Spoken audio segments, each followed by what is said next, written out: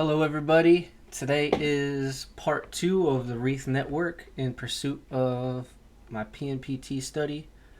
So brief overview of what we went over yesterday. We did the introduction, we did some web server enumeration, and then the web server exploitation on the mini server that we found.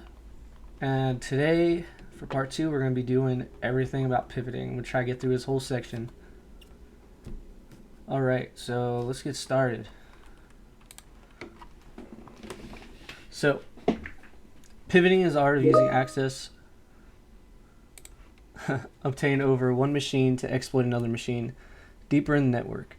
It is one of the most essential aspects of network penetration testing and is one of the three main teaching points for this room. Put simply, by using one of the techniques described in the following tasks or others, it becomes possible for an attacker to gain initial access to a remote network and use it to access other machines in the network that would not otherwise be accessible. Alright, cool. So we got attacker, public-facing server. We gain access to the public-facing server. From there, we pivot into the internal network. Cool. In this diagram, there are 4 machines on the target network, 1 public-facing server, with 3 machines which are not exposed to the internet. By accessing the public server, we can then pivot to attack the remaining 3 targets. Note, this is an example diagram and is not representative of the Wreath network. This section will contain a lot of theory for pivoting from both Linux and Windows compromised targets, which we will then put into practice against the next machine in the network. Remember though, you have a sandbox environment available to you with the compromised machine in the Wreath network.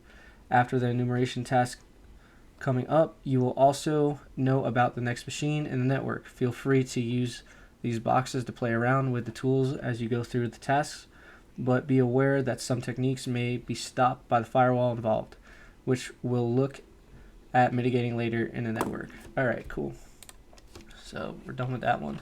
So one other thing that I noticed when we pwned the first machine is that it lit up, which I thought was pretty cool. Alright, moving on. So, methods we used to pivot tend to vary between the different targets. Operating system framework like Metasploit can make the process easier. However, for the time being, we'll be looking at more manual techniques for pivoting. Good. That's what I like. Alright, let's get some music going real quick.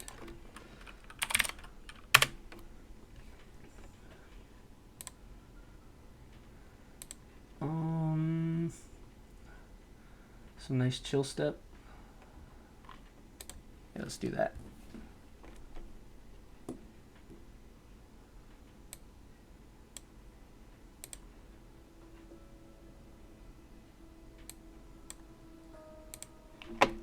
Cool. Alright, so there are 2 main methods encompassed in this area of pen testing. Tunneling / proxying, creating a proxy type connection through a compromised machine in order to route all desired traffic into the target network. This could potentially also be tunneled inside another protocol, SSH tunneling, which can be useful for evading a basic intrusion detection system or firewall.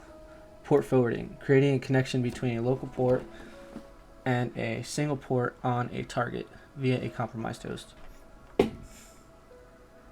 A proxy is good if we want to redirect lots of different kinds of traffic into our target network. For example, with an Nmap skim, or to access multiple ports on multiple different machines.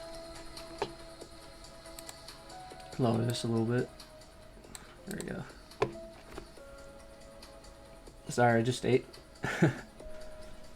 So, which style of pivoting is more suitable will depend entirely on the layout of the network. So we'll have to start with further enumeration before we decide how to proceed. It would be sensible at this point to also start to draw up a layout of a network as you see it, although in the case of practice network, the layout is given in the box at the top of the screen. As a general rule, if you have multiple possible entry points, try to use Linux/Unix targets where possible, as these tend to be easier to pivot from. An outward-facing Linux web server is absolutely ideal. The remaining tasks In this section, we'll cover the following topics: enumerating a network using native and statically compiled tools, proxy change / foxy proxy, SSH port forwarding and tunneling, primarily Unix, plink.exe, never heard of that, SOCAT, chisel, and SSH shuttle, I guess. This is a form of exhaustive list of tools available for pivoting, so further research is encouraged. Alright, which type of pivoting creates a channel through which information can be sent hidden inside another protocol? That's tunneling.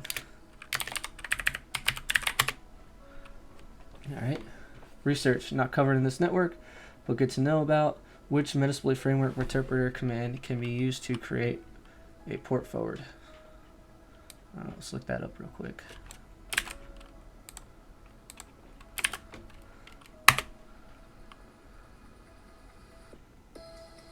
The port forward command from the Metasploit interpreter cell is most commonly used. Port forward. That's simple. Cool.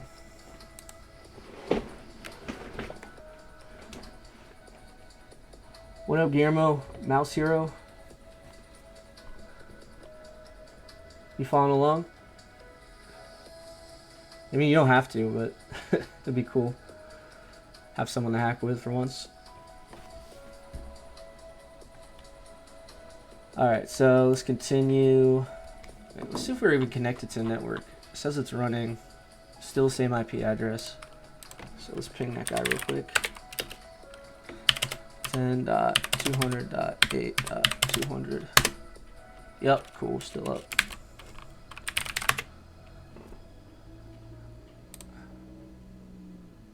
Tryhackme. Alright, so as always, enumeration is key to success. Information is power. The more you know about our target, the more options we have available to us. As such, our first step when attempting to pivot through the network is to get an idea of what's around us. These are 5 possible ways to enumerate a network through a compromised host. Using material found on machine, the host file or ARP cache, for example, using pre-installed tools, using statically compiled tools, using scripting techniques, using local tools for a proxy. These are written in order of preference. Using local tools through a proxy is incredibly slow, so should only be used at, I'm gonna copy all this, put it in my notes. Let's make that a notes for this real quick. So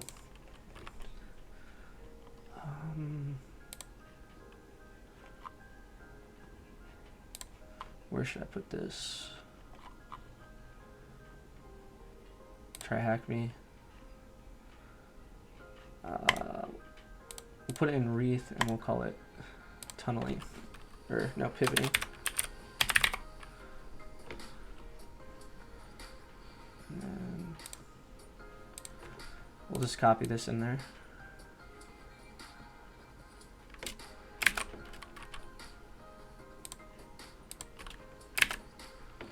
Alright, cool. This looks like some good info.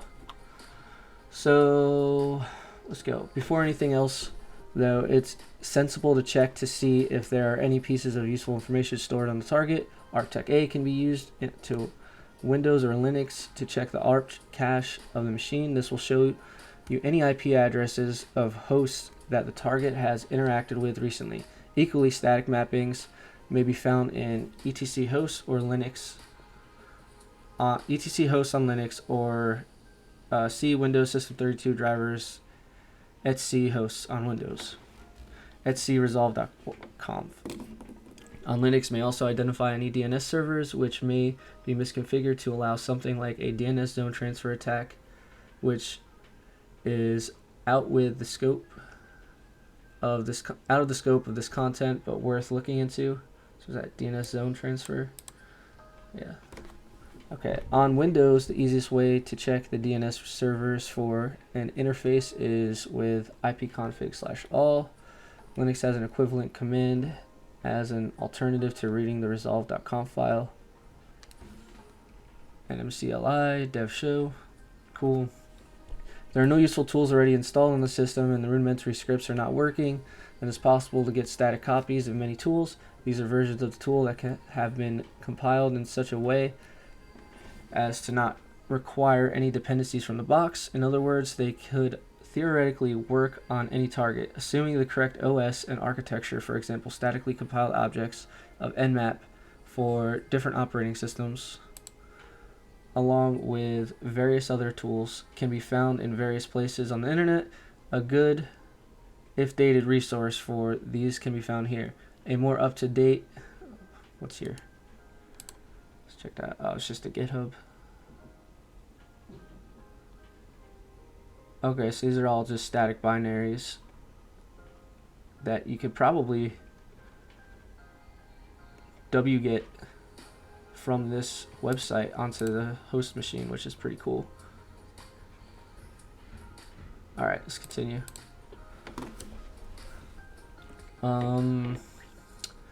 Be aware that many repositories of static tools are very outdated. Tools from these repositories will likely still do the job. However, you may find that they require different syntax or don't work in quite the way that you've come to expect.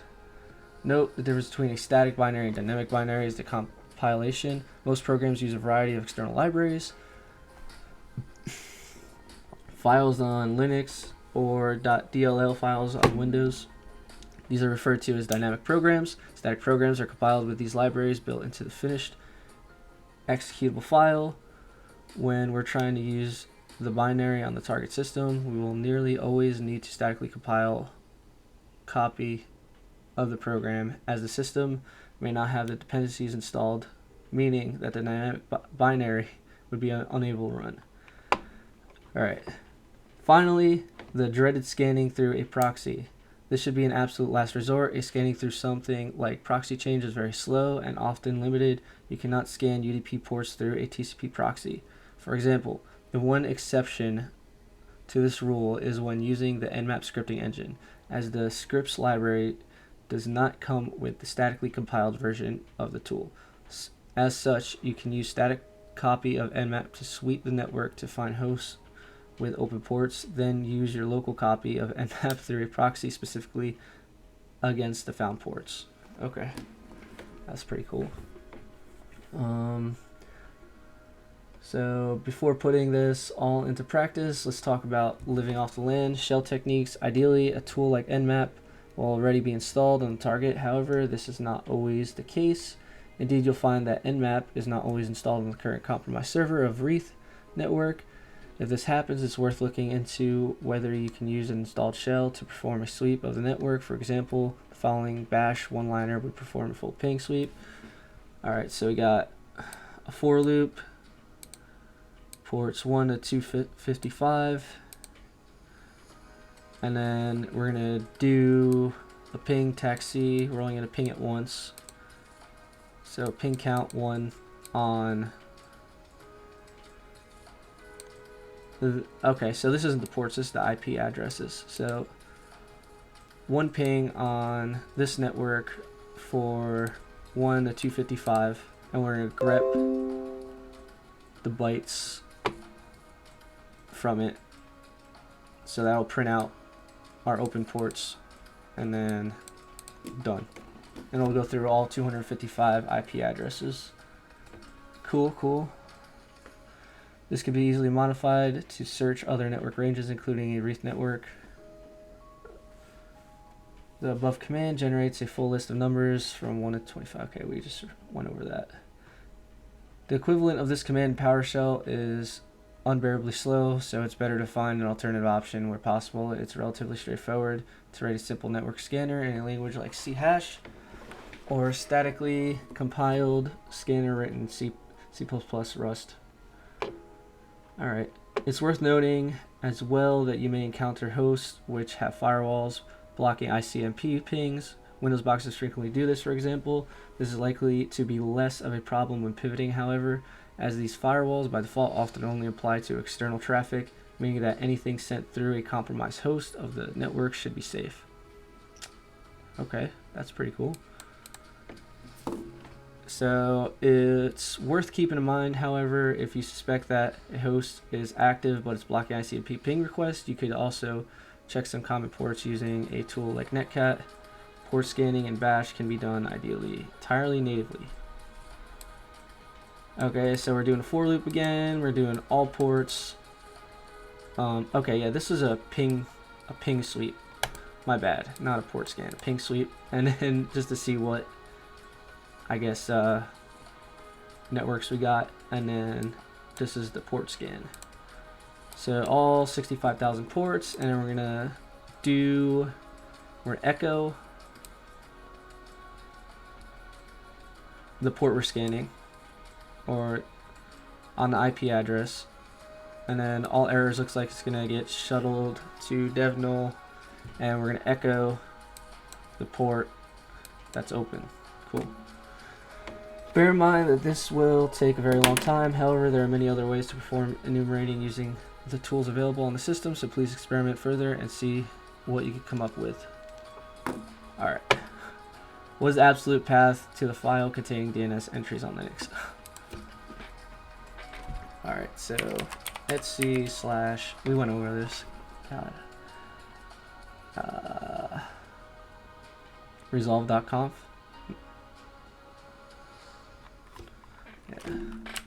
Resolve.conf. What is the absolute path of the host file on Windows? That is this guy right here.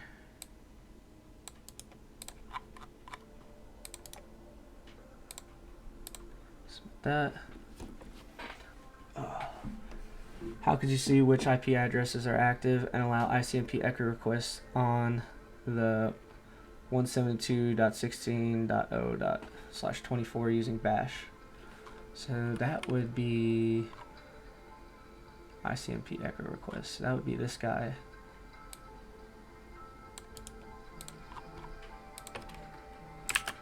And then we gotta change the network, so it would be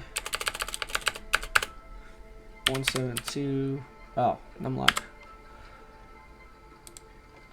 172. All right, let's try this again.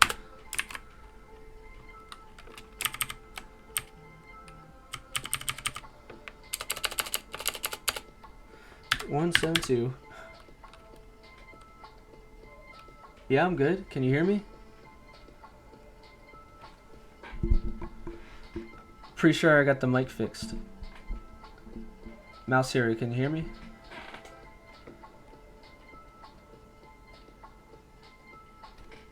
All right, we'll just keep going. I got positive audio confirmation over here, so. All right, cool. Are you doing this with me, or are you just watching?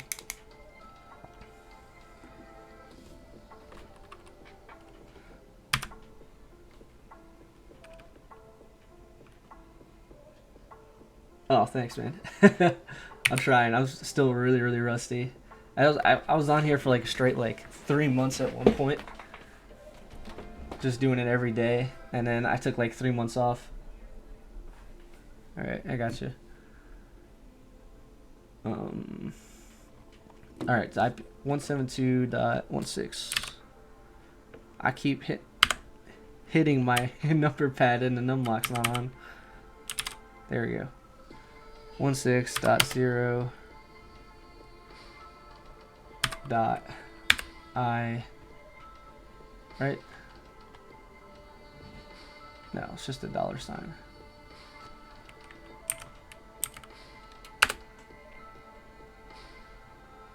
How do I?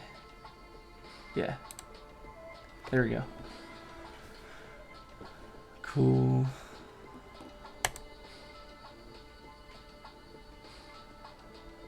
What's crazy? The one-liner?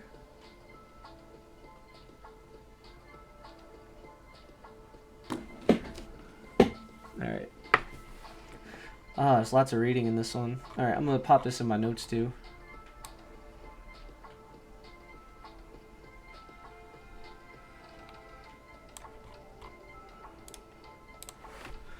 Alright.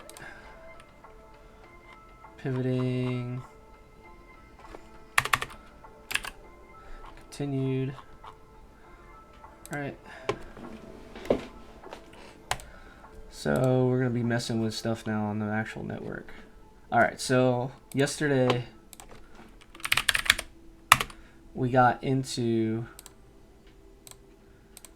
the network, the Wreath network, for the first kind of open server to the internet, and we got root through the mini server exploit that we used, which this is the CVE right here that we downloaded, and then we got the SSH private key for root so we can maintain our access or persistence. So let's log back into that.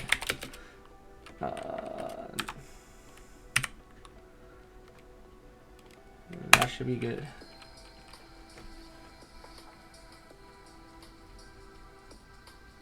No route to host. Is that still up?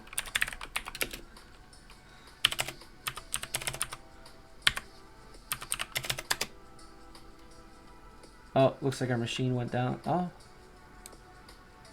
Yeah, I think our machine went down. Let's restart it.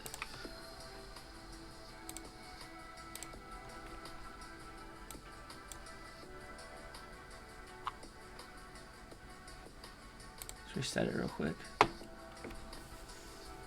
Your reset has been counted.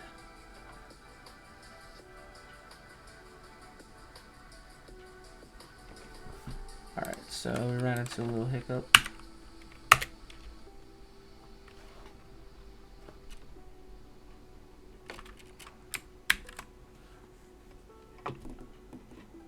So there's multiple people on this network since it's a free box.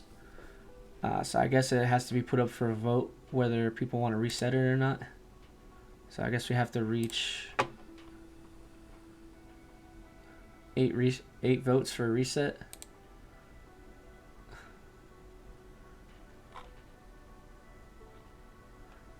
I guess let's continue. Let's just read this, I guess. So in this test, we'll be looking at 2 proxy tools: Proxy Chains and Foxy Proxy. I've used Foxy Proxy, never used Proxy Chains before. So these both allow us to connect through one of the proxies we'll learn about in the upcoming test. When creating a proxy, we open up a port on our own attacking machine, which is linked to the compromised servers, giving us access to the entire target network.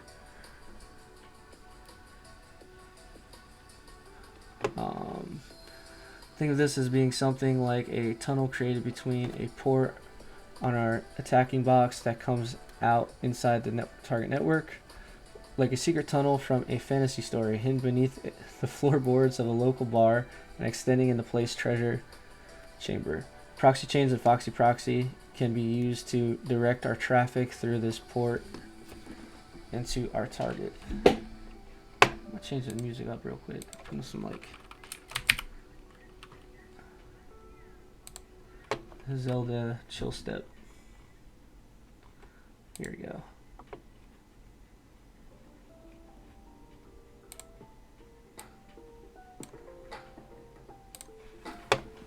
Alright, so let's go. So Proxy Chains is a tool we have already briefly mentioned in previous tests. It's a very useful tool, although not without its drawbacks. Proxy Chains can often slow down a connection. Performing an Nmap scan through it is especially hellish. Ideally, you should try to use static tools where possible, and route traffic through Proxy Chains only when required.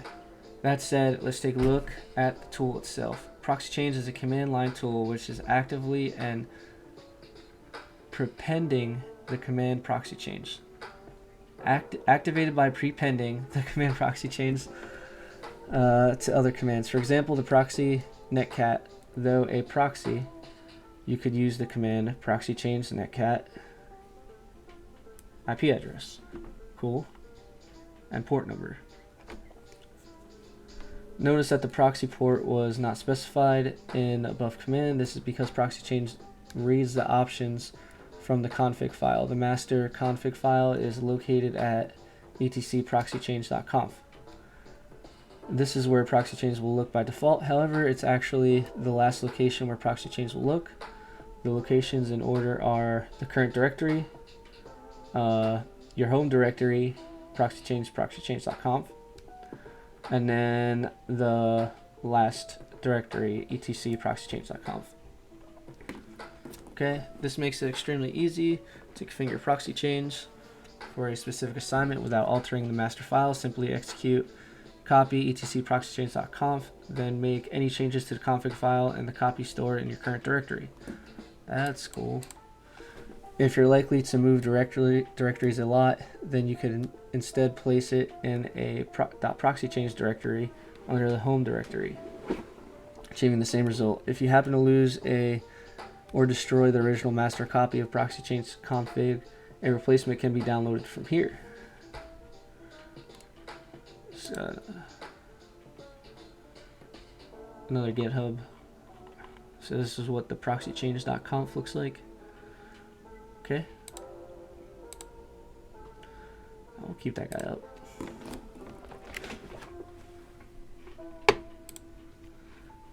Where are we at?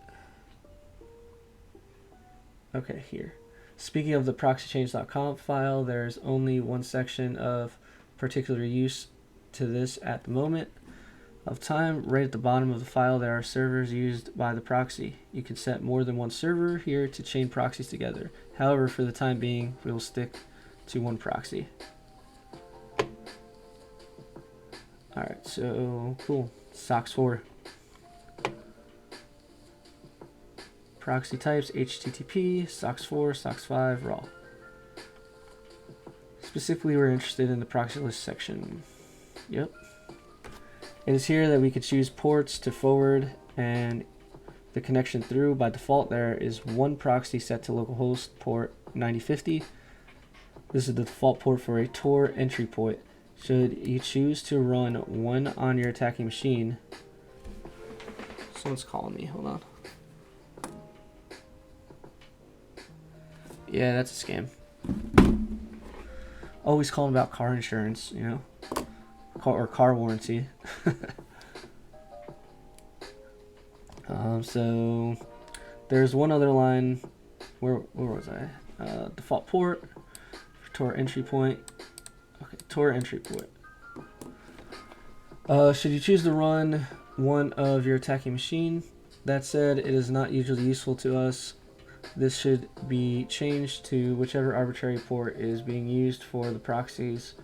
We'll be setting up the following tasks. There's one other line in the proxy change configuration that is worth paying attention to, specifically related to the proxy DNS settings.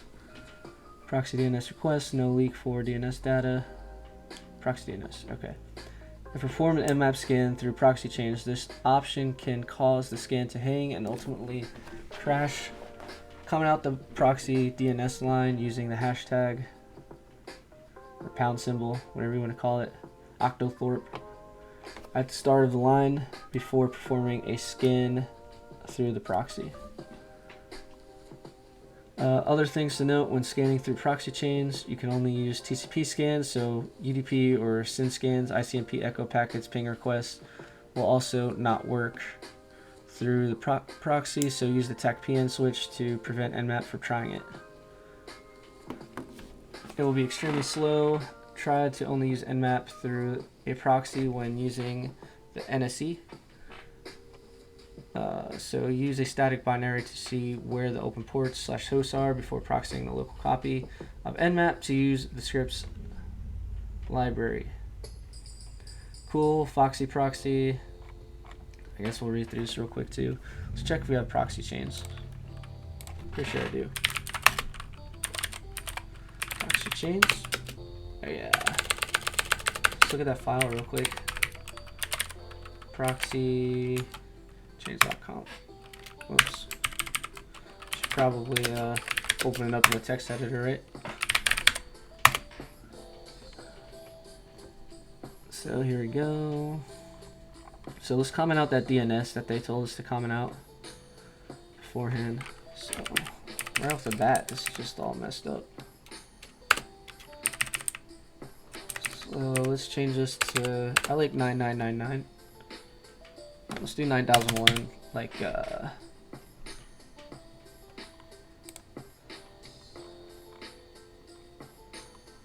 here's it. So this indent is all messed up, huh?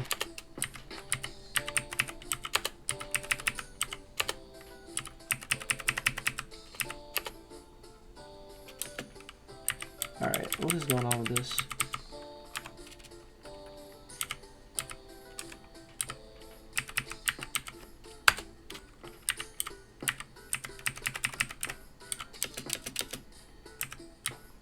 Okay.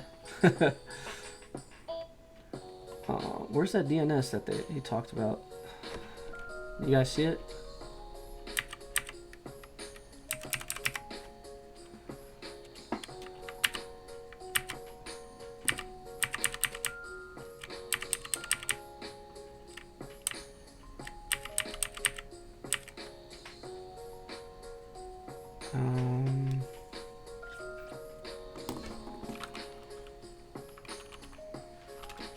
I'm gonna control X, yes, and then I'm gonna less sudo less etc proxy chains, and then search for DNS. There you go. So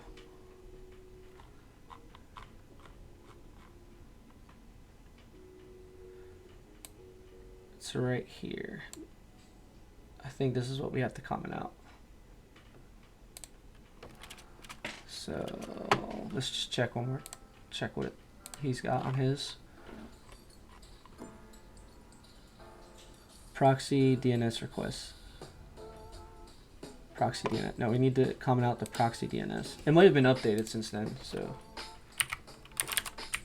proxy. There it is.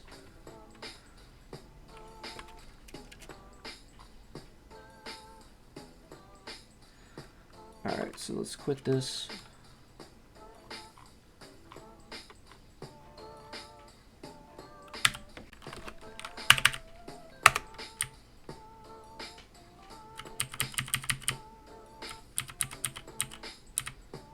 There it is. Let's comment that out.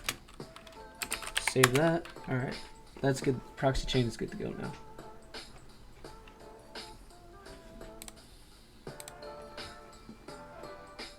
So let's go to some Foxy proxy. Alright, proxy chain is an acceptable option when working with the CLI tools, but if working in a web browser to access a web app through a proxy, there's a better option available, namely Foxy proxy. People frequently use this tool to manage their Burp Suite / Zap proxy quickly and easily, but it can be also used alongside the tools we'll be looking at and subsequent tasks in order to access web apps on an internal network. Foxy Proxy is a browser extension which is available for Firefox and Chrome. There are two versions of Foxy Proxy available, Basic and Standard. Basic works perfectly for our purposes, but feel free to experiment with Standard if you wish after installing the extension in your browser. Alright, so let's open up Firefox. I think I should have it. So let's, yeah, I do. It's right there. So we got it installed, guys.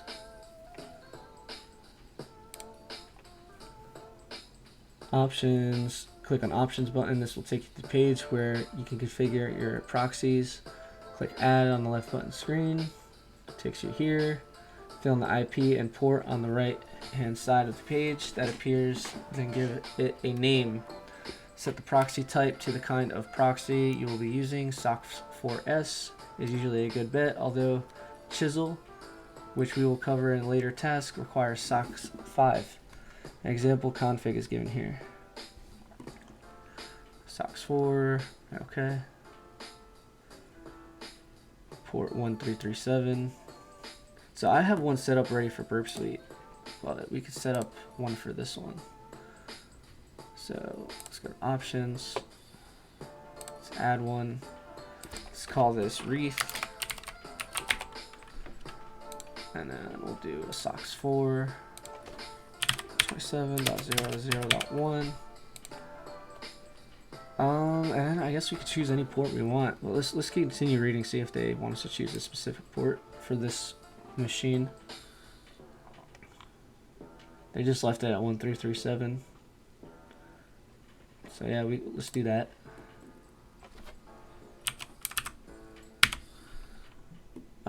Don't need any of that. Let's save that.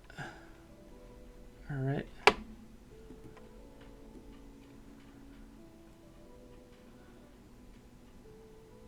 Oh, sorry. Okay.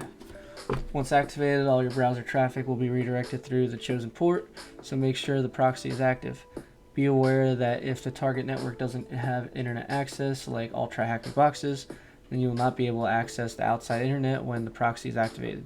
Even in a real engagement, routing your general internet searches through a client's network is unwise anyway, so turning the proxy off or using the routing features in Foxy Proxy Standard for everything other than interaction with the target network is advised.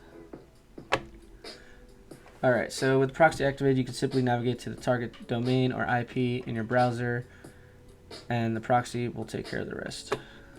Okay. What line would you put in your proxy chain's config file to redirect through a SOCKS 4 proxy?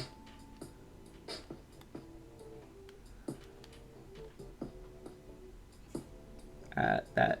So it would just be SOCKS 4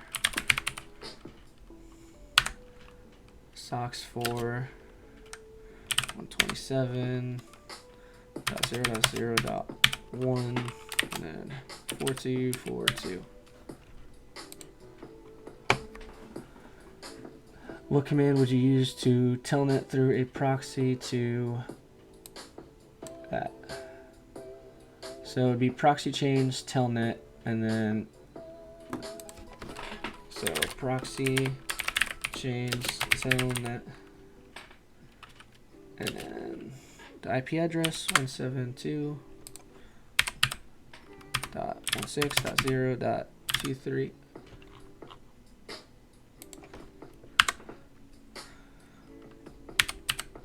Okay, I don't know what happened there. Sorry about that. 100 and then 23. You have discovered a web app running on a target inside an isolated network. Which tool is more apt for proxying to a web app? Proxy chains or Foxy Proxy? Foxy Proxy. Cool. Are we up yet? It's stalled out at 5. I don't know what the issue is. See if we can ping it again. We'll see if we can get access to the website.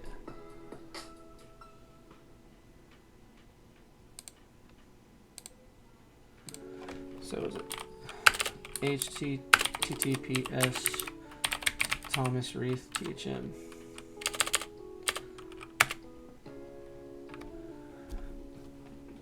All right, this is up. So maybe it's not down.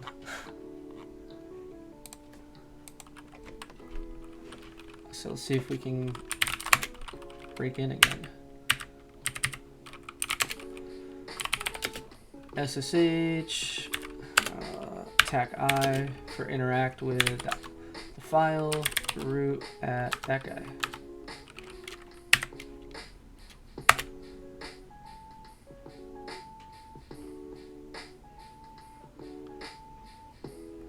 Connect to host, port 22, no route to host.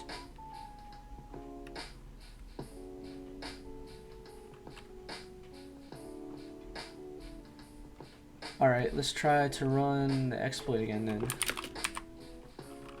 See if we can get in that way. So, Python 3.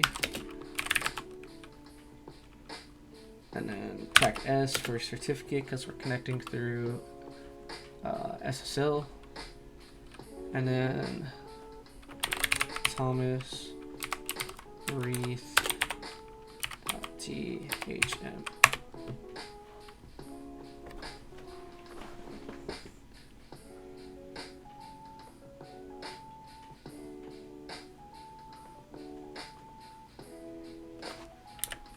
Let's let's try the IP address. 10.200.8.200.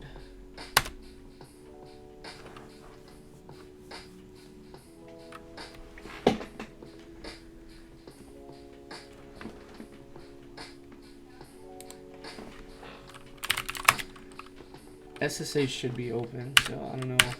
Someone might have messed with it. So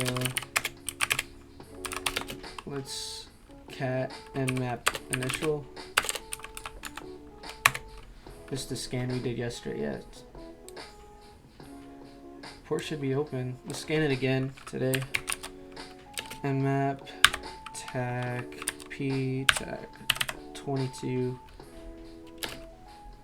10.8.200.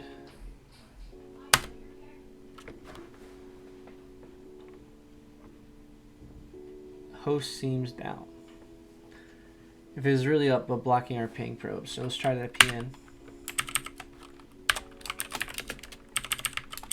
I think this one requires a sudo.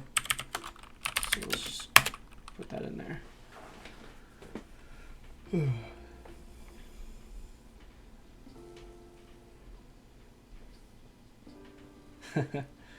Yeah, JP said that he gets home at 7:30.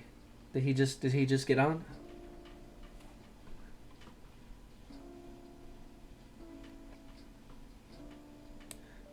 So it's still open.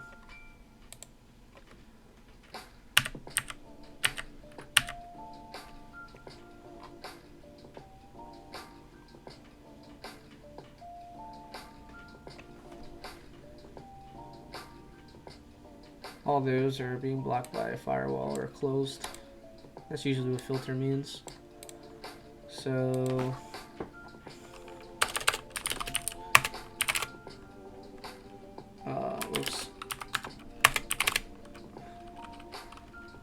let's try this again.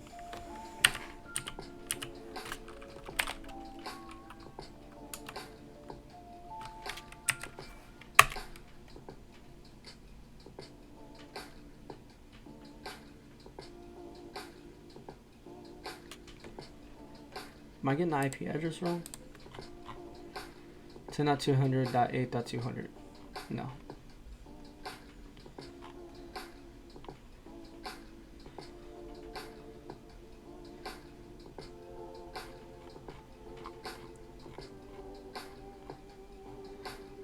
All right. Well, let's continue with our pivoting until we have to actually figure this out.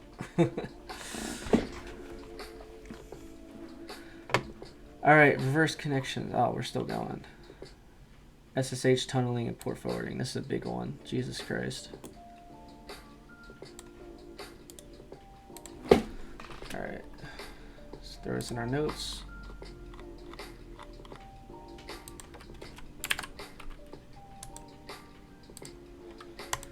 There we go.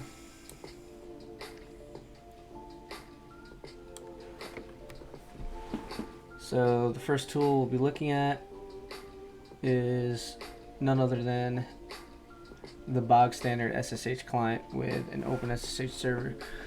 Using these simple tools, it's possible to create both forward and reverse connections to make SSH tunnels, allowing us to forward ports and or create proxies. Forward connections. Creating a forward or local SSH tunnel can be done from our attacking box when we have SSH access to the target.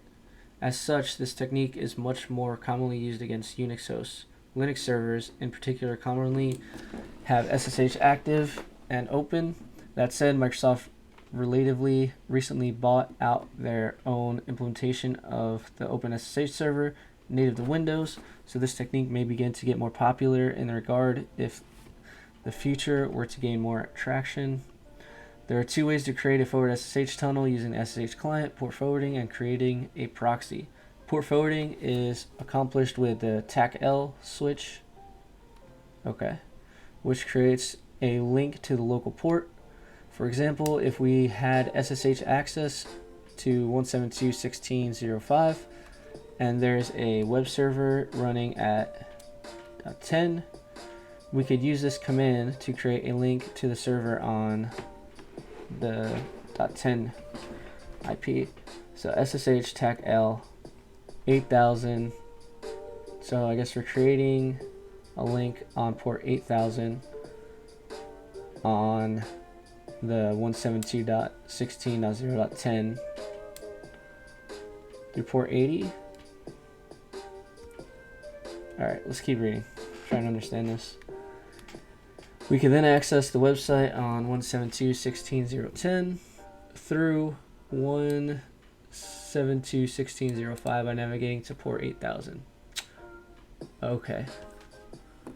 So that's what it's doing.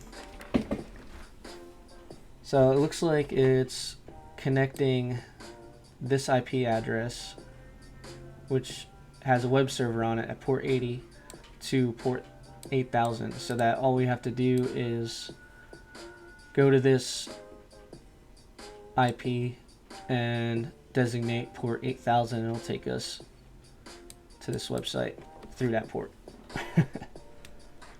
Cool. Alright, so note that it's good practice to use high port out of the way for the local connection. This means that the low ports are still open for their correct use. If we wanted to start our own web server, the server to serve an exploit to a target, and also means that we do not need to use sudo to create the connection. The TAC-FN combined switch does two things. TAC-F backgrounds the shell immediately so that we have our own terminal back. TAC-N tells SSH that it doesn't need to execute any commands, only set up the connection. Proxies are made using the TAC-D switch, for example, TAC-D 1337. This will open up port 1337 on your attacking box as a proxy to send data through into the protected network. This is useful when combined with a tool such as proxy chains. An example of this would be SSH TAC-D 1337 user at IP address TAC-FN. So background the shell, and then it tells SSH it doesn't need commands. This again uses the TAC-FN switch to background the shell. The choice of port 137 is completely arbitrary.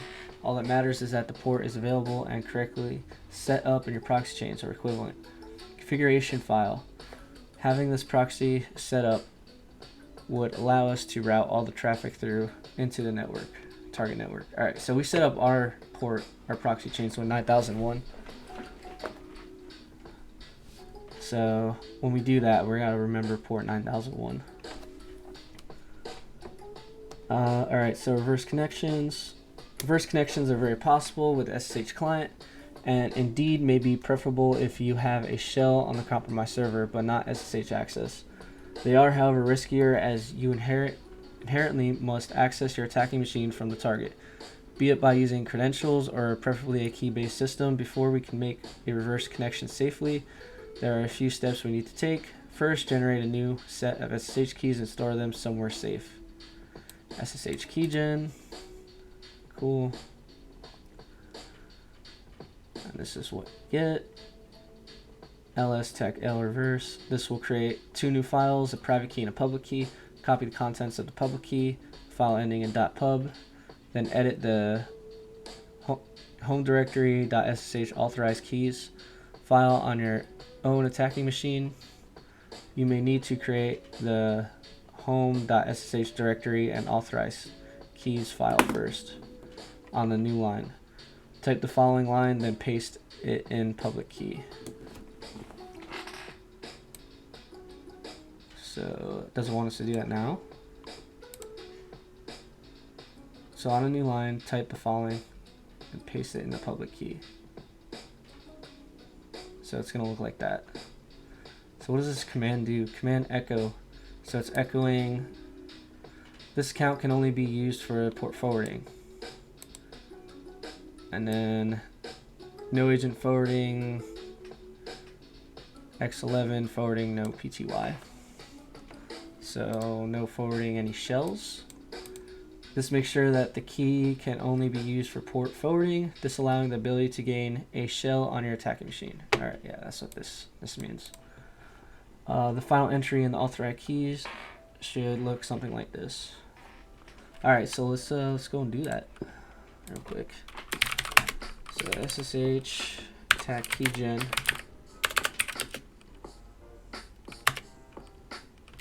And then, yeah, let's new passphrase, because this is kind of like a throwaway key. And then we'll just go to that file, .sh /id RSA. So let's see. Sudo nano id rsa.pub. Huh.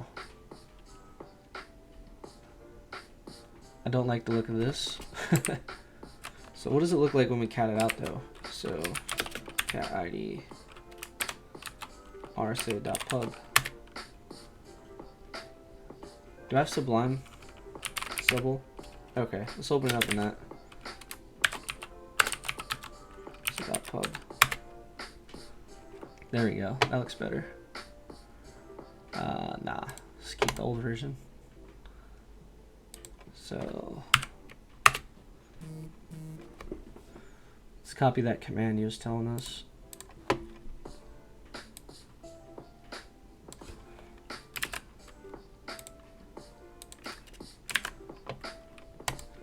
There we go.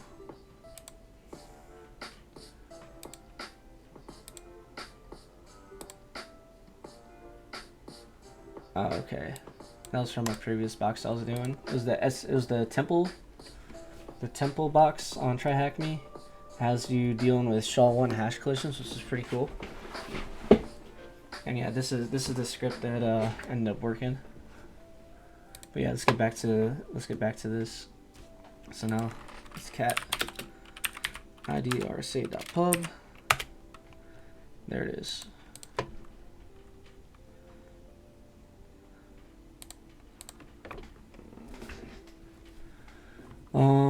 So yeah, ours looks pretty much exactly like that. Cool. Next, check if the SSH server on your attacking machine is running. Sudo systemctl status SSH. Yeah, we need to get, alright, so we need to actually figure out what's going on with the connection and why the SSH isn't working. And this has been up for a while. I might cancel this and restart it. So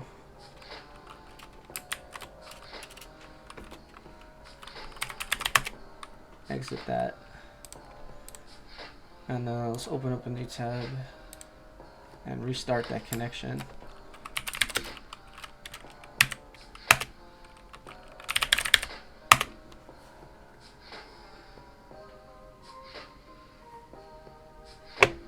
Okay, so I'm on VirtualBox, and sometimes I just gotta close the entire thing and restart it because the connection won't work for some reason. So I'm gonna just restart the entire VirtualBox. It's been I left it up all night by accident, so that might be a reason why we can't connect. Something went wrong there. Let's close out that one. Start this guy back up.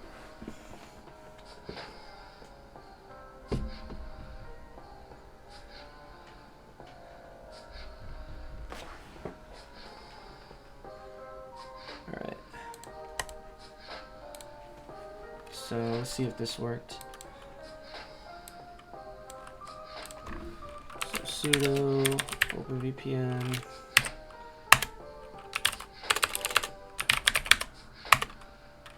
Alright, there we go. Cool. Let's see, let's open that new tab. And let's see if we can Tryhackme Wreath.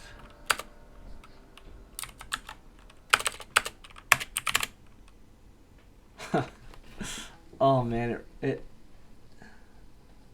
restored, it got rid of all that info. Alright, whatever. We'll just create a new directory.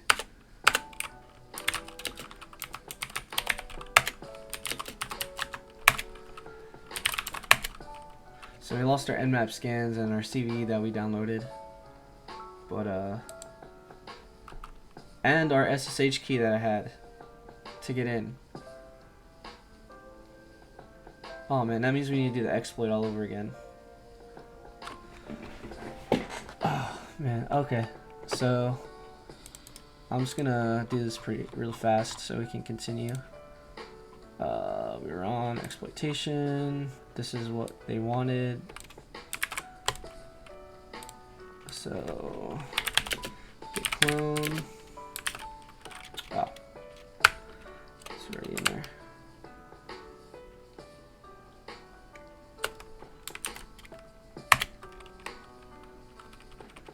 All right.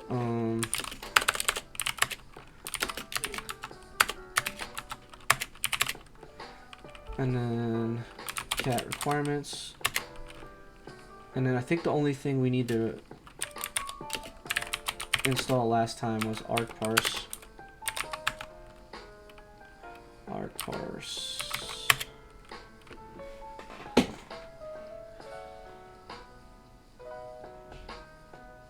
Okay, cool. So let's run this. It looks like it's executable. So let's do this. Python 3 cve.py. I forgot the tag s. Attack S go over here. 10.200.8.200.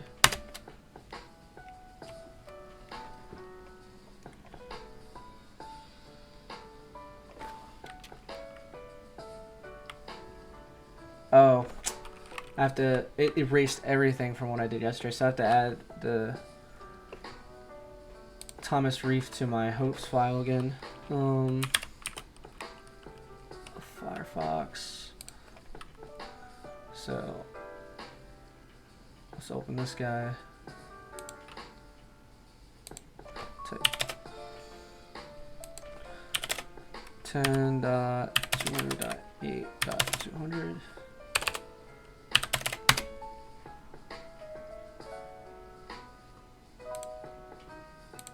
Turn it off.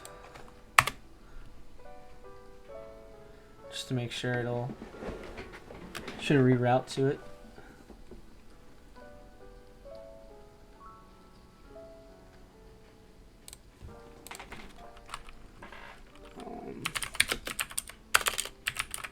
Now let's see, hosts.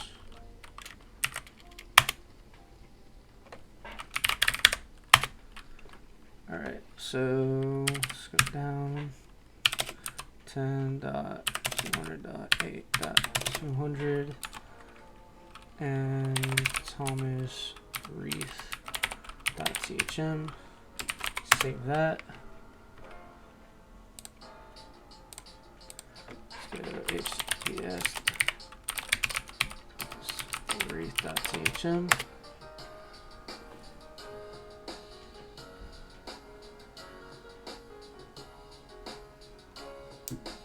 What is going on?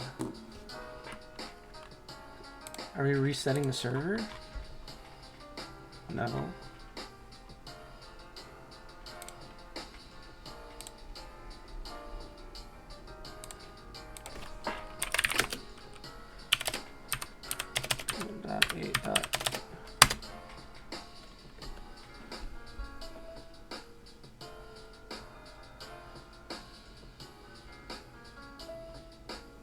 I'm sorry, I don't know what the connection issue is right now. Let's refresh this page.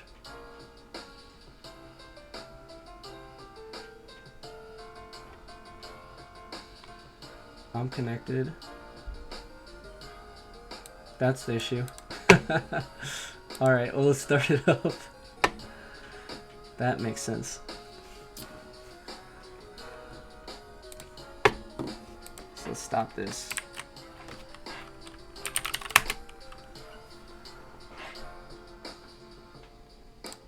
That's why I can't figure it out. Just had to refresh my page.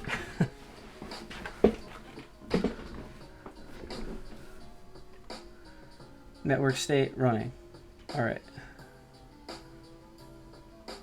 Alright, so we got another vote though to reset it.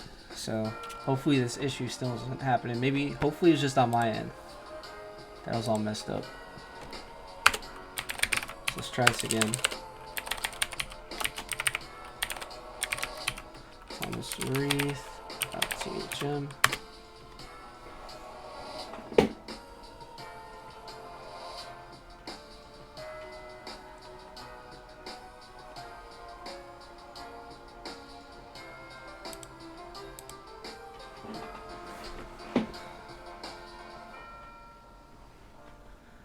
Still not working. So refresh.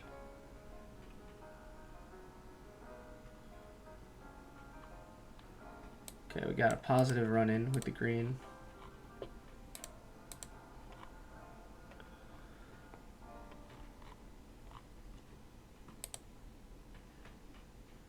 Still having a problem.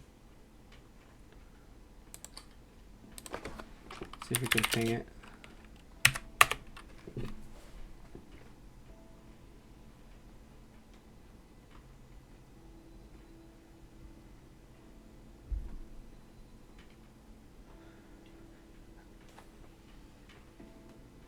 All right, yeah, it's definitely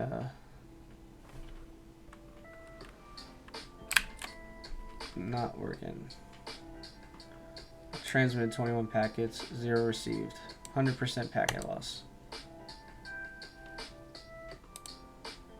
So if anybody has access to this that's watching right now, if you want to go in and just vote to reset the machine, that would be great. So we can continue. I only need 2 more votes. JP, Guillermo, you on there? Go reset the machine real quick.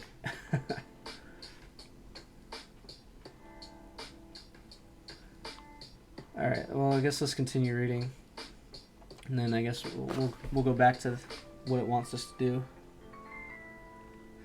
because we need to be on the server. All right. So the only thing left is to do the unthinkable. Transfer the private key to the target box. This is usually an absolute no-no, which is why we generate throwaway set of SSH keys to be discarded as soon as the engagement is over. So with the key transfer, we can then connect back to the reverse port forwarding using the following command. SSH TACR local port, target IP, and then port, username, attacking IP, and then our key file. Okay. To put that in context of our fictitious IPs 172.16.0.10 and 172.16.0.5, if we have a shell on 172.16.0.5 and we want to give our attacking box 172.16.0.20 access to the web server on the .10 address, we could use this command on the .5 machine address. So this is our shell address, .5. So SSH TAC R 8000. So we're going to port forward through that. And then this command is kind of hard to understand. So we're going to port forward. We're going to assign port 8000 to the 172.16.10 port, which is originally on port 80, a web server. And then we want to give access to this IP address from our attacking box with the key file through port 8000. Okay. So this would open up a port forward to our Kali box, allowing us to access the 172.16.0.10 web server exactly the same way as with the forward connection we made before. In the newer version of the SSH client, it is also possible to create a reverse proxy, the equivalent of the TACD switch used in local connections.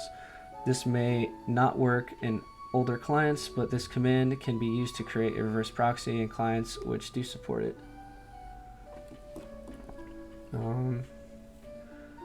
So this again will open up a proxy, allowing us to redirect all of our traffic through localhost port 1337 into the target network. Note, modern Windows comes with an inbuilt SSH client available. By default, this allows us to make use of this technique in the Windows system. Even if there is not an SSH server running on the Windows system we're connecting back from, in many ways this makes the next task covering plink.exe redundant. However, it is still irrelevant for older systems. Alright, this music's gotta change. Let's put on some like orchestral dubstep or something.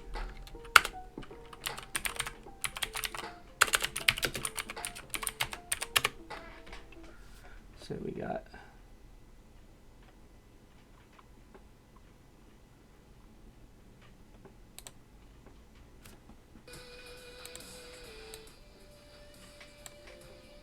there we go. Alright, to close any of these connections, type psaux grep ssh, and then you'll find your connection. Find the process ID PID of the connection in the above image. This is that process. Finally, type sudo kill PID to close the connection. Or type sudo kill tac9, I think. Alright.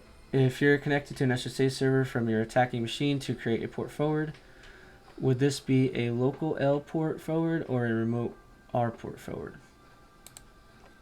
Connecting from your SSH. If you are connecting to an SSH server from your attacking machine. Local? Yep.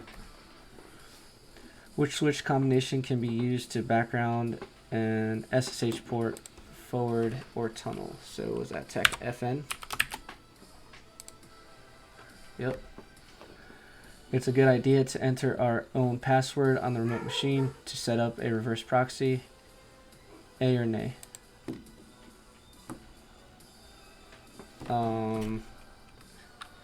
A? Okay. No, it's not a good idea. Alright, what command would you use to create a pair of throwaway SSH keys for a reverse connection? We just did that. SSH tac keygen. If you wanted to set up a reverse port forward from port 22 of a remote machine, 172.16.0.100 to port 2222 of your local machine, using a key file called IDRSA and backgrounding the shell, what command would you use? Assume your username is Callie. Alright, so I'm going to try this without looking. So we're going to SSH and then I don't remember what the next. I'm gonna look. I'm gonna look.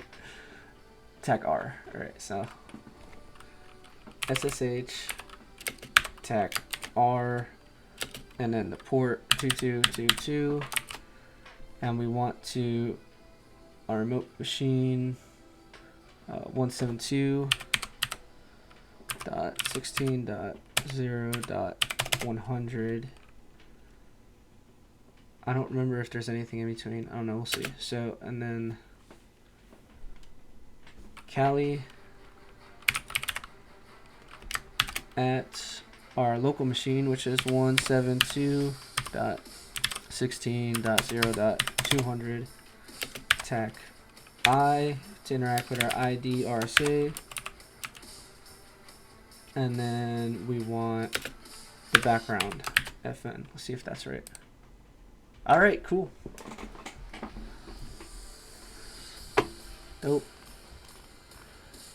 Got it. What command would you use to set up a forward proxy on port 8000 to user at target.thm background the shell.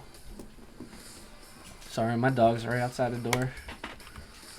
So it'd be SSH tac R forward.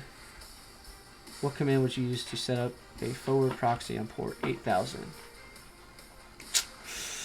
I don't remember. Okay, it's this one. Okay. So tac R. Jesus. And then port username. Okay. So then it's the port 8000, and then user at target.thm background the shell. Cool. If you had SSH access to a server 172.16.0.50 with a web server running internally on port 80, only accessible to the server itself on 127.0.0.1 port 80. Okay. How would you forward it to port 8000 on your attacking machine? Assume the username is user and background the shell. Alright, so we're on an exploited machine and we have an SSH server. Or no, we have SSH access to this server. And it's running internally on port 80. So that would be SSH tac R, and we want to port 8000 to our attacking machine.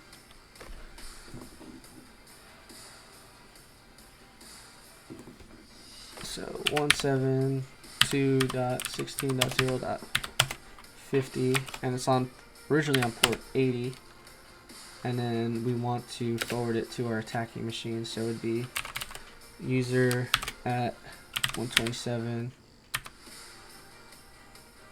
I think. Maybe we'll find out. Port 80. Check FN. Yep. Cool. That makes sense. Alright, so we'll see if we got a reset yet. Alright, we need 2 more votes for this reset. See if I can ping it.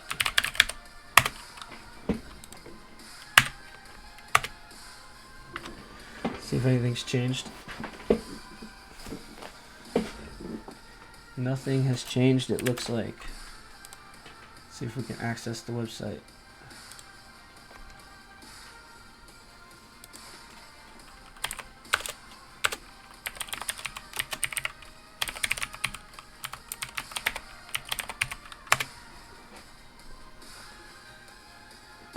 Now it's gonna hang. Alright. Well, this sucks. My connection's good, right? Yeah, it's good. This is a Linux box, by the way. And we got in yesterday, and nothing is working right now. Got connection. Network's running.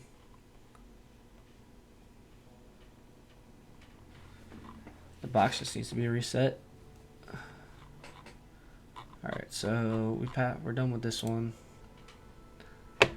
Plink.exe, Windows. How long is this one? Alright, cool. This one's not too bad. So Plink.exe is a Windows command line version of the PuTTY SSH client. Now that Windows comes with its own inbuilt SSH client, Plink is less useful for modern servers. However, it is still a very useful tool, so we'll cover it here. Generally speaking, Windows servers are unlikely to have an SSH server running, so our use of Plink tends to be a case of transporting the binary to the target, then using it to create reverse connection. This would be done with the following command: cmd.exe/e echo. Okay, there's the command. Local port, IP address, target port. Cool. Notice that this syntax is nearly identical to the previous when using the standard OpenSSH client. The command.exe /c echo y at the start is for non-interactive shells, like most reverse shells, with Windows shells being difficult to stabilize. In order to get around the warning message that the target has not connected to this host before.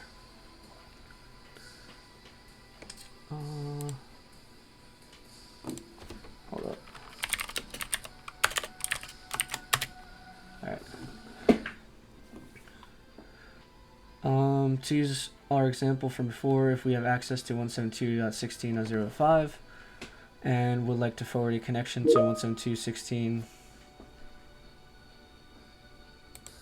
Oh, nothing. I was just wondering if you were there. It's all good. Hey, you have internet access, right, JP? If you have access to this, would you go on and vote to reset this machine real quick, and let Guillermo know too. It needs to be reset. It's all frozen.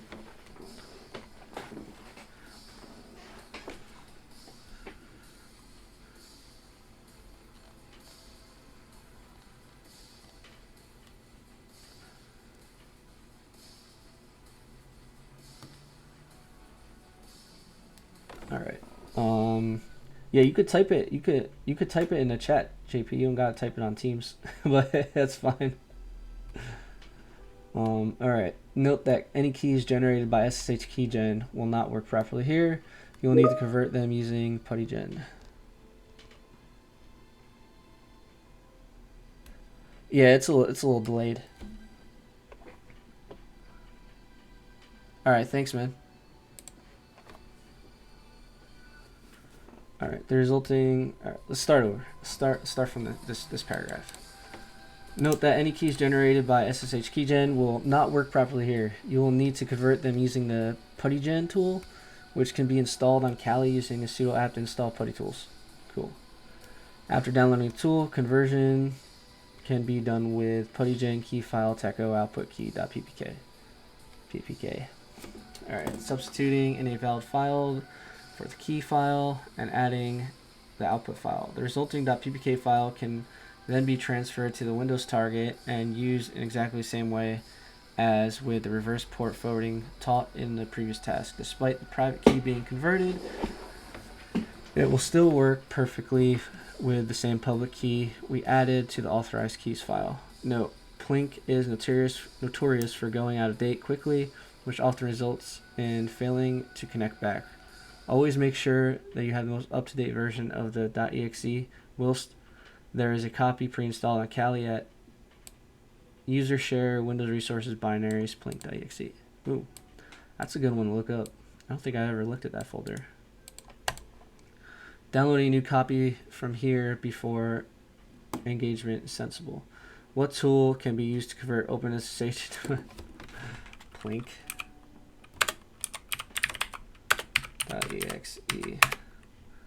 What? Okay, never mind. Wrong.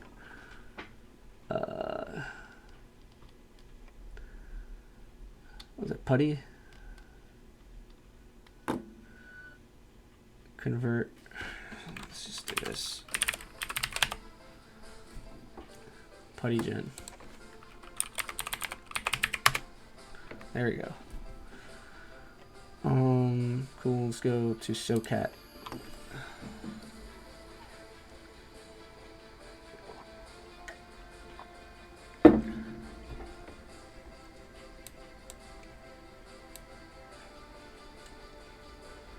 All right, we still need two more votes to reset.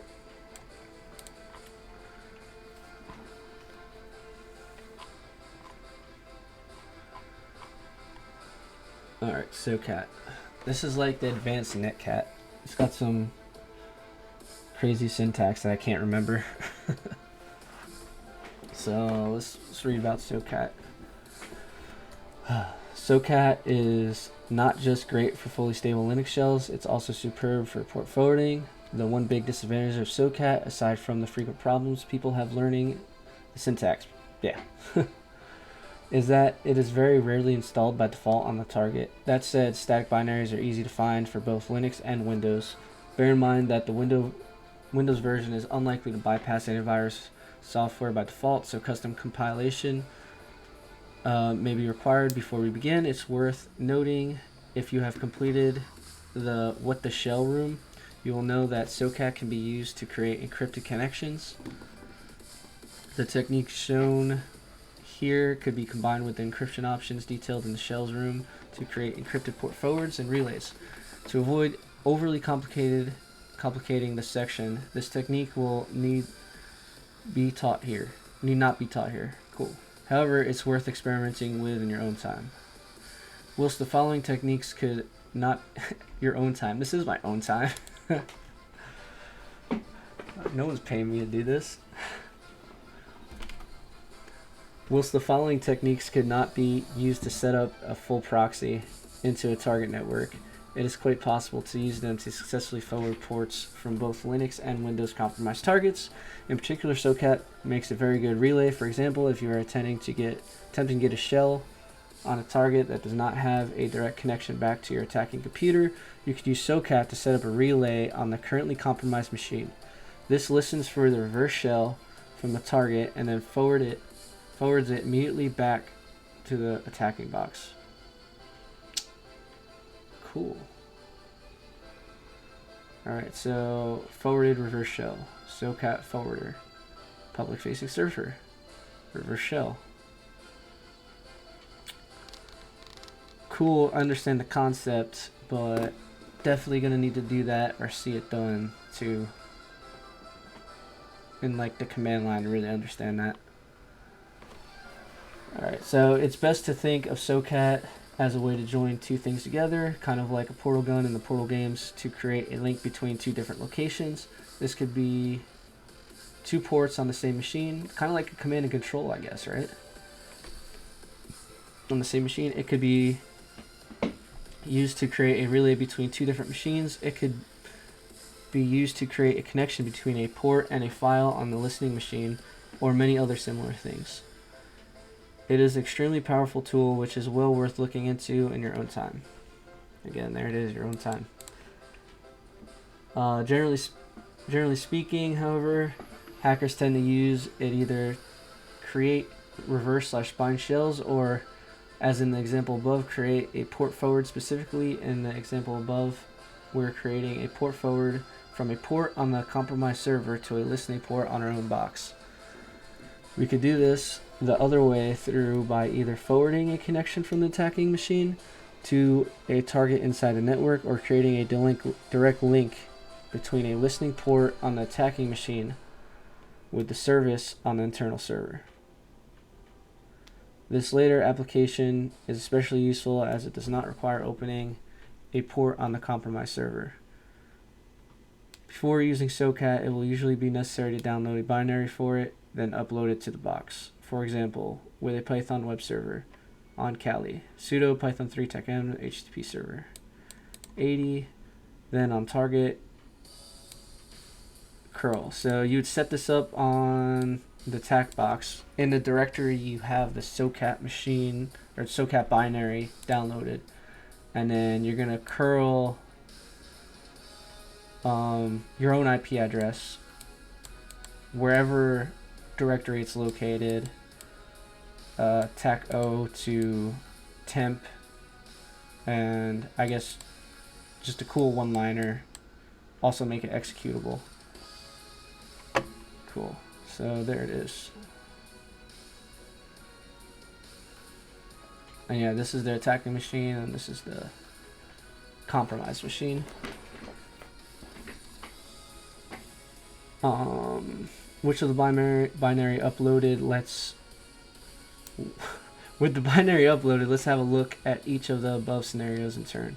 Note this uploads the SOCAT binary with your username in the title. However, the example commands given in the rest of this task will refer to the binary simply as SOCAT. Cool. In this scenario, we are using SOCAT to create a relay for us to send a reverse shell back to our own attacking machine. Okay. As in the diagram above, first let's start a standard netcat listener on our attacking box, sudo nc tacld np443. Next, on the compromised server, use the following command to start a relay. See, we should really get access to this server, so we can do this.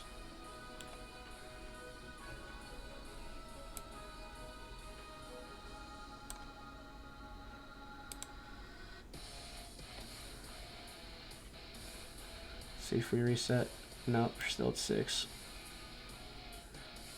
25 minutes.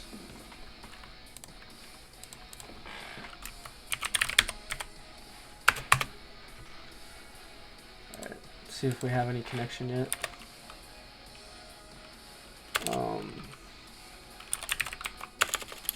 Can we nmap it? Can't type. Nmap. Attack. Sure, let's do an aggressive scan. Attack A. Attack ON. Nmap aggressive. And we'll do attack PN.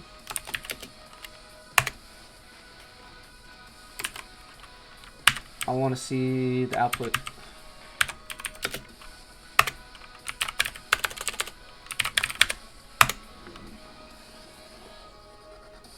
Oh, I got the password wrong.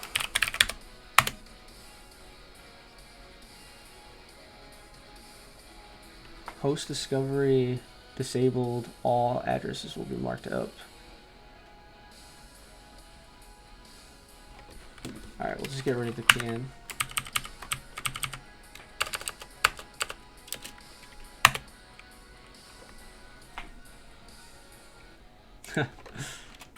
That's why. Let's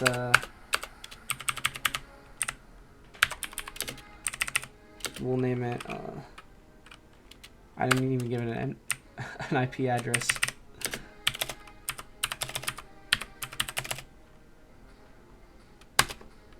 There we go. Jesus.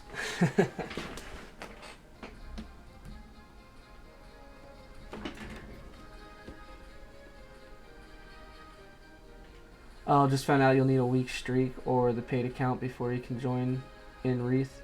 So I'm not sure about Guillermo being able to reset it. Nah, he can't either.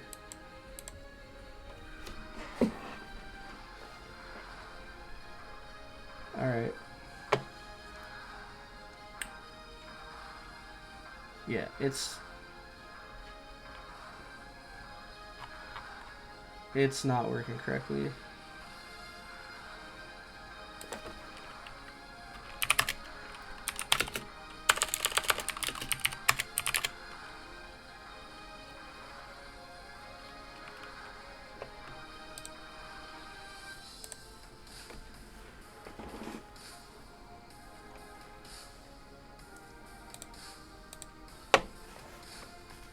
Yeah, so we're stuck right now until it gets reset.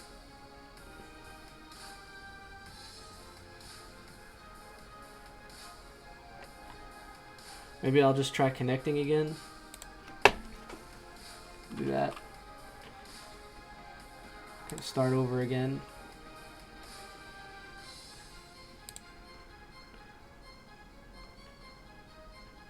Save the state of machine.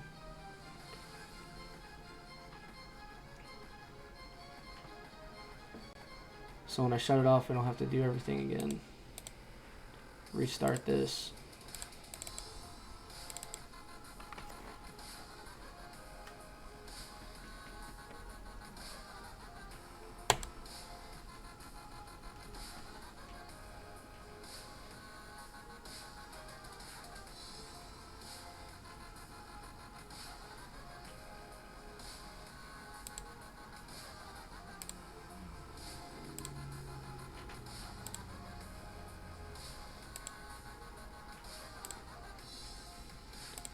Shut it down.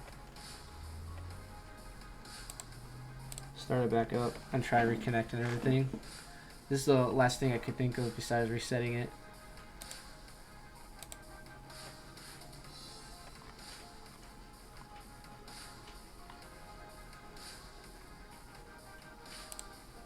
I shouldn't be connected anymore. Why am I still connected? Alright, there we go.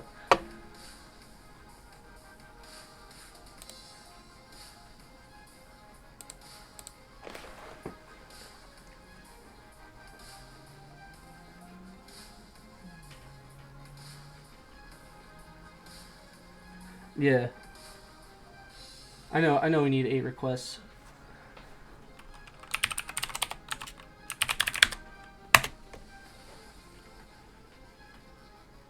I guess that's the shitty part about it being a free public box, that you don't get your own like sandboxed environment.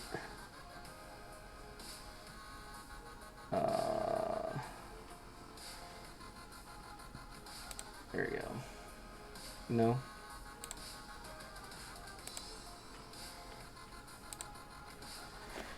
What is going on with this? There we go.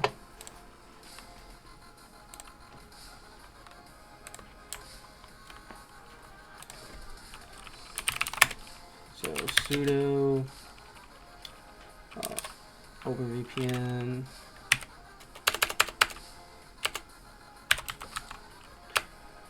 Oh.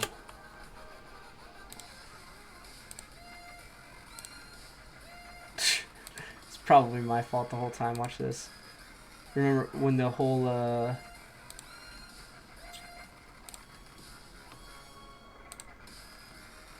when the entire VirtualBox got reset?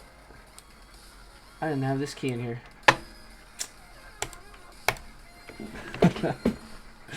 Yep. Let's hope this is it. OpenVPN.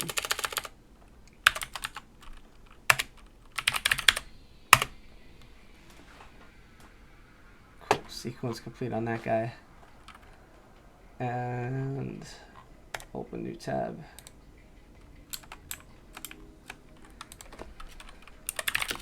Let's go back here.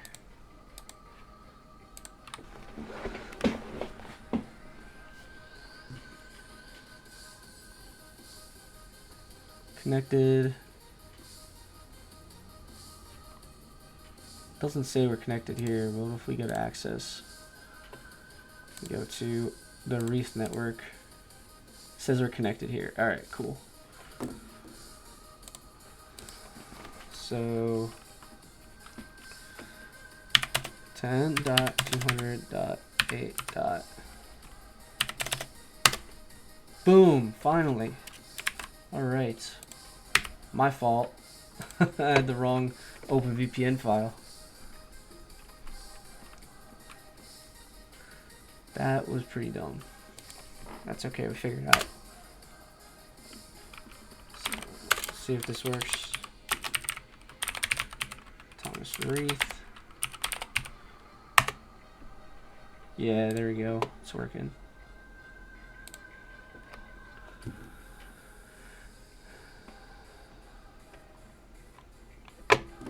Alright. God.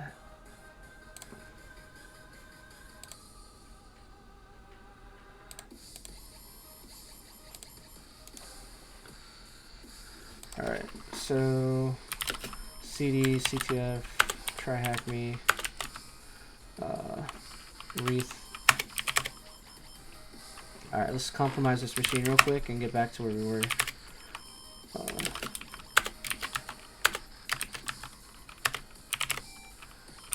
Python 3. Not send collision. CVE. Tech S. 10.200.8.200. ID. Root. Cool, we're root. Alright, let's shell real quick. Please enter IP address up for the shell. I don't remember my IP address. Adder.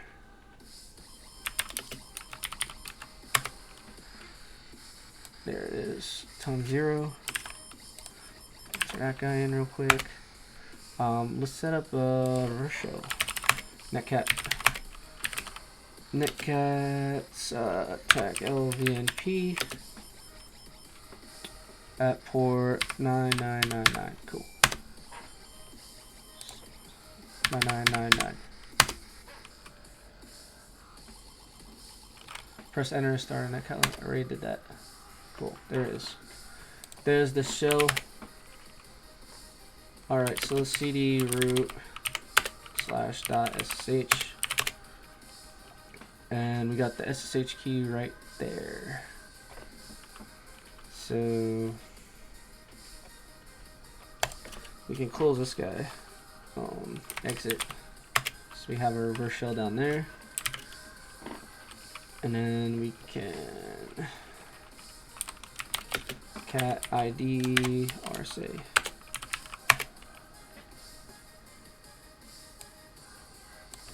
Let's copy this.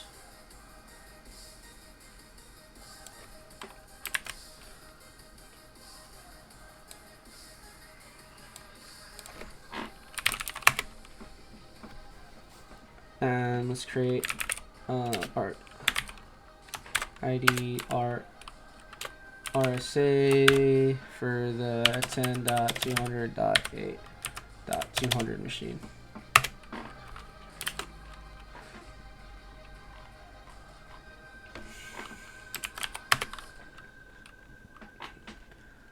Alright, so let's do our SSH attack ID RSA root at 10.200.8.200. Yes, allow me in. Oh, forgot to set the permissions to so only I can read it. Let's try that again. Yep, there we go. We are in. Cool. I'm gonna exit out of this. Alright, so now we can move forward in this network.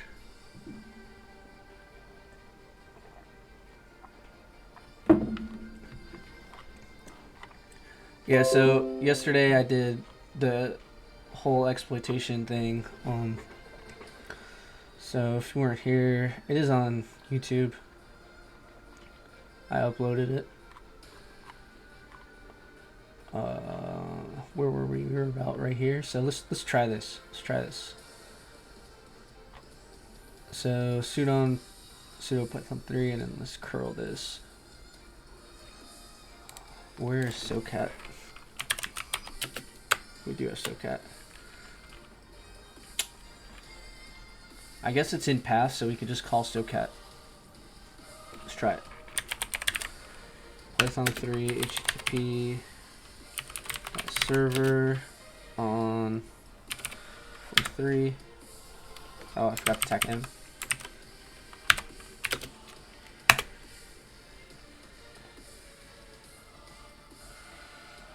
I messed up the syntax.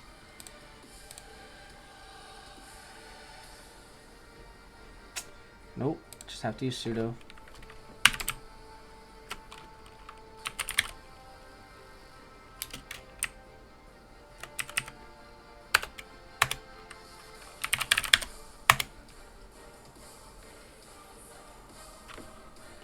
If I don't specify HTTPS. Alright, so 4443 should be HTTPS. And then we're going to need the curl socat. So attacking IP, socat attack O, and we need to be in the temp correct directory. And we don't need this, but I guess we can do it. We don't need to be in a temp directory because it has the absolute path right here.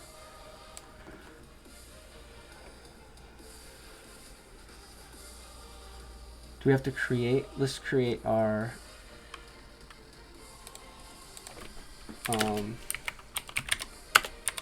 socat directory. Socat username ldapps.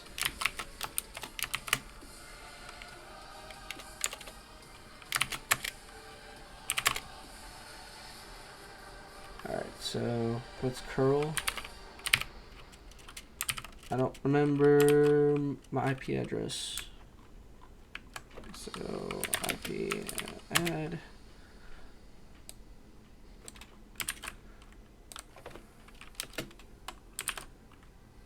Curl that at port 443.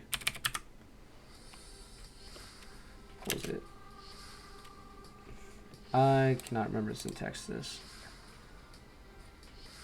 IP and then socat tac o.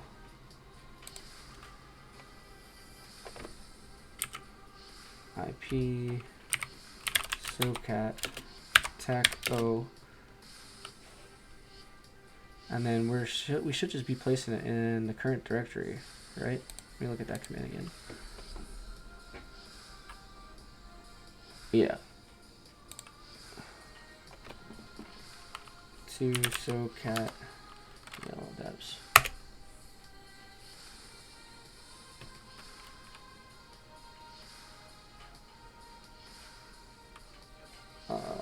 Did it do anything? Let's see. Doesn't look like anything happened. Yeah, no, didn't happen. But we're definitely reaching out to us. File not found, that's why. Alright, where is our socat binary? Which socat? Alright, so let's specify that.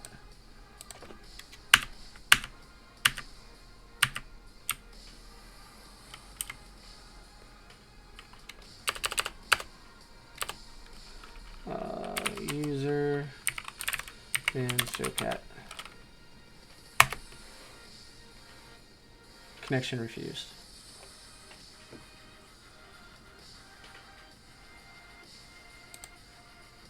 That's because I don't have my server up anymore.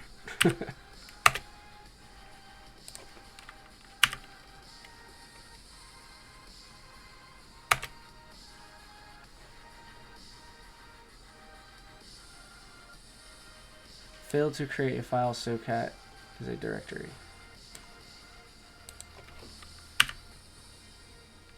Isn't that what? Okay. Maybe we weren't supposed to make a directory.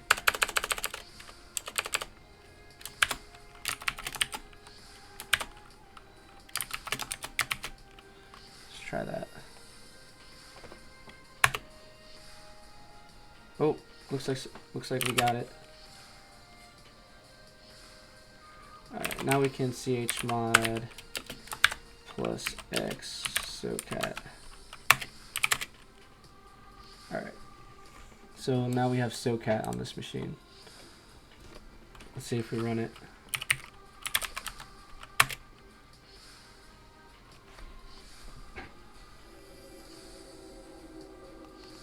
Syntax error, unexpected token, new line.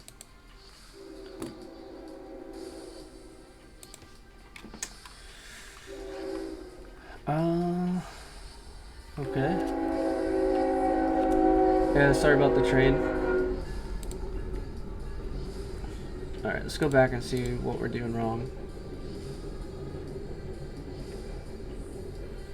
So before using socat, it will usually be necessary to download the binary for it, then upload it. So let's grab this, since our native binary in our TAC machine is not working.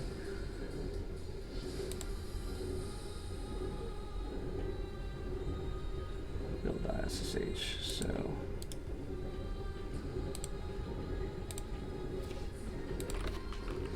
let's clear this and let's git clone.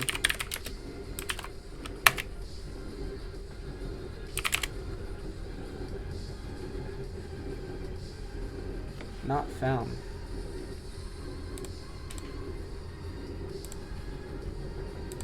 Alright, so let's just get all these.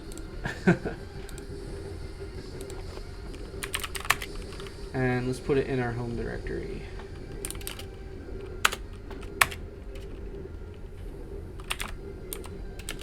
No. We'll just put it in the Tryhackme.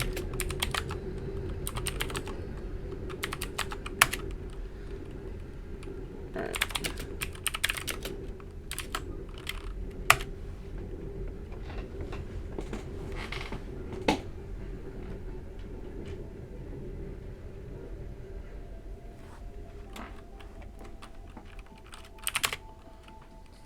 CD static binaries. SoCat.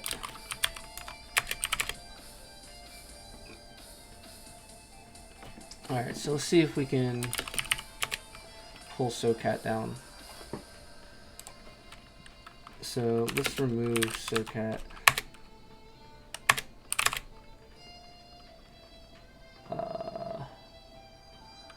Let's just move it to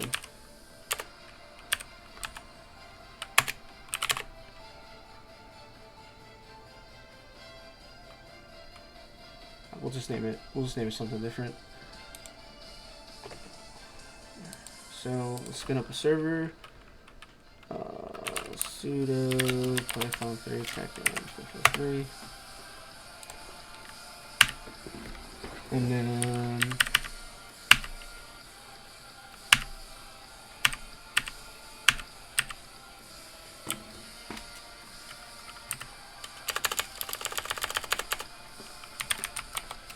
SoCat, and we're just gonna name it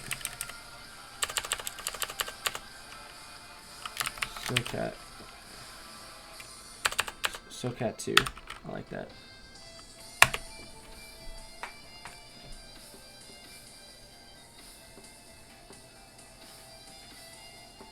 No.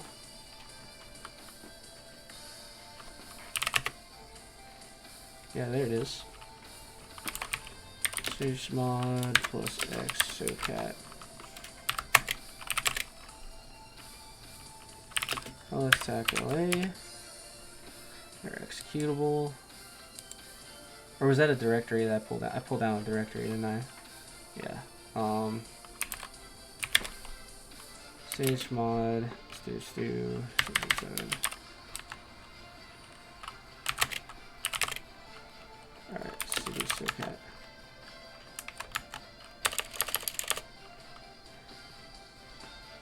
No, just need it read write.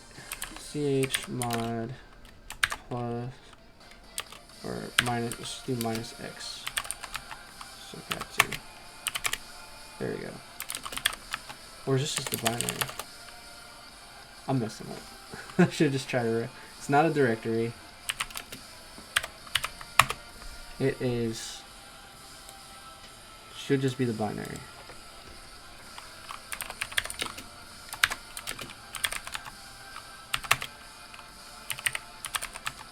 SoCat 2. Alright. Should work then. Let's close this. Let's go. Cool, we did that. Reverse shell relay. Let's try to set this up. In this scenario, we were using SoCat to create a relay for us to send a reverse shell back to our attacking machine. First, let's start a standard netcat listener on our attacking box. Sudo netcat tech lvnp. We already have like a nice SSH session. We don't need to do this, but I've never done this before, so I'm gonna go ahead and see if I can make it work. Alright, so we'll set up a netcat listener, and then next on the compromise server, using the follow command to start the relay, SoCat TCP TAC 1 8000. We're forwarding it through port 8000 to our attacking machine. and the order of these two addresses matter here. Make sure to open the address, the listening port first. Then connect back to the attacking machine. So he's got his compromised machine. And his listener. From here we can create a reverse shell to the newly opened port 8000 on the compromised server.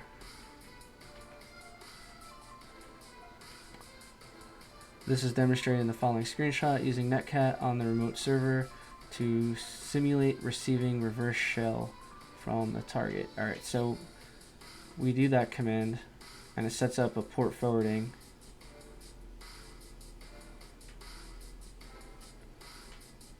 And then did he pull Netcat down? Is there not Netcat on this?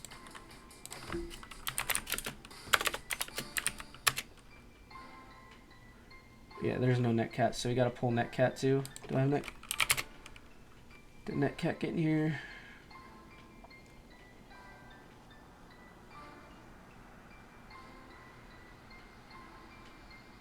Nano Nmap. Netcat is not on here.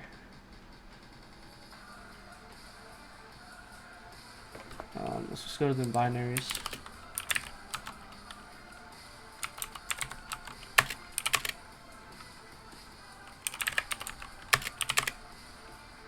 No.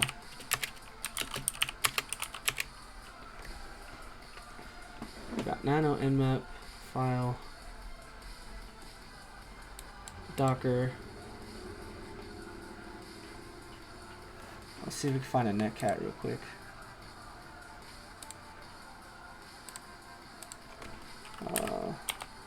Netcat static binary.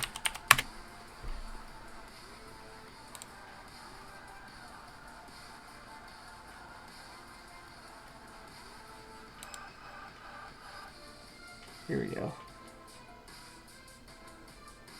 Okay, it is in it. x8664. I should have just kept going.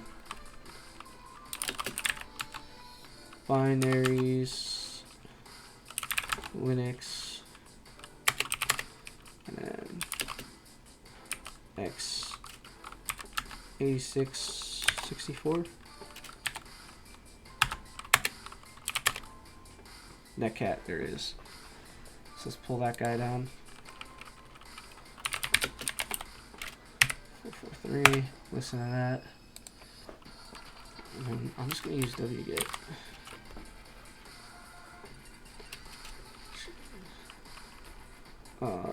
Wget, and then 10.50.6.42 at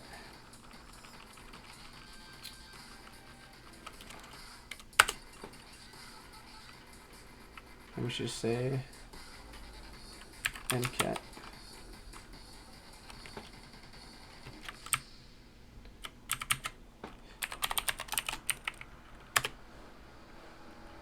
Oh, we don't have wget.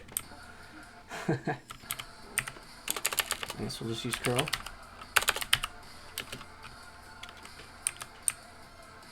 And then we'll name it netcat tag LDAPS.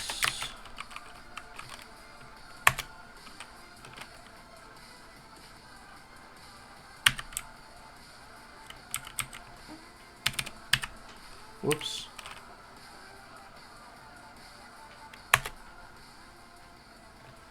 There it is. Chmod plus X. Cool. Oops.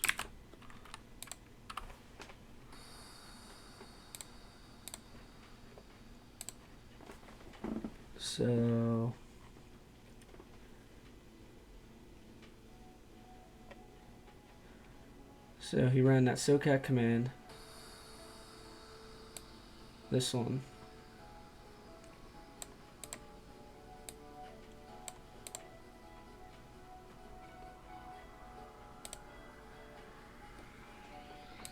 So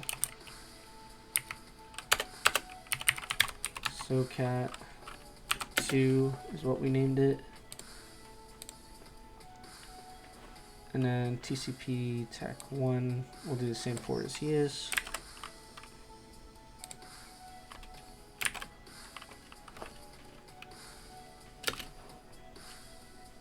And then it was, I cannot remember this right now, TCP attacking IP at 443. So TCP and my attacking IP is 10.6.42.443. And I think there's the and sign. And set up a netcat listener on port 443.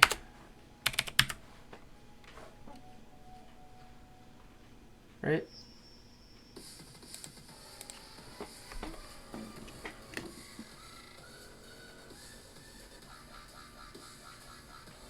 Yeah, I didn't download anything, man. Syntax. Big coffee guy. All right.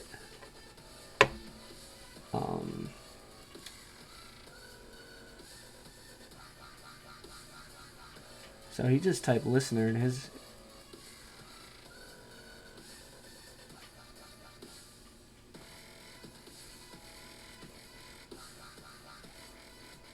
I'm not understanding how this is working. So a brief explanation above command. TCP TAC1 8000 is used to create the first half of the connection, an IPv4 listener on TCP port 8000 of the target machine.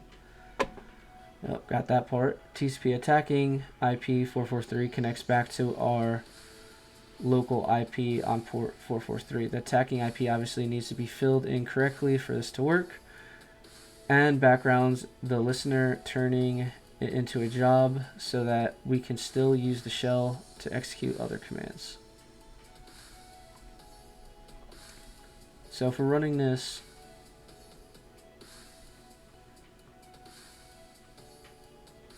all right, so I'm not understanding this listener part. I don't know what he set up there, but I guess maybe just a netcat listener. Let's run that. So we have that. That worked. And then we need to use a netcat to connect to 8000.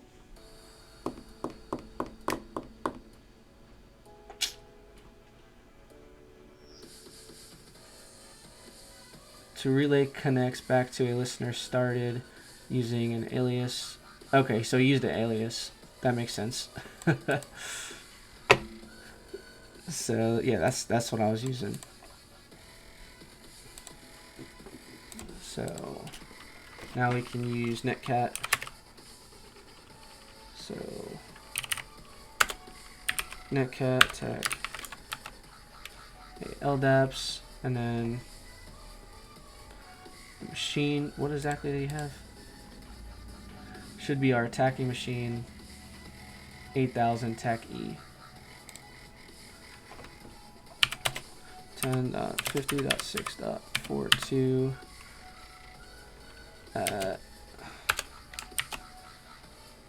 no, there's a space. 8000 tech E bin bash. Right? Double check that.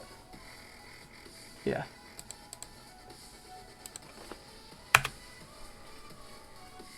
Connection refused.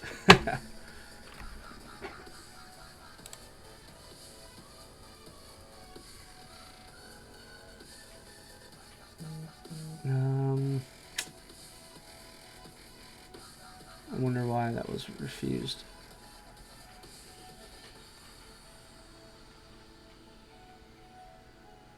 Alright, I'm just going to move on. We don't even need to do this.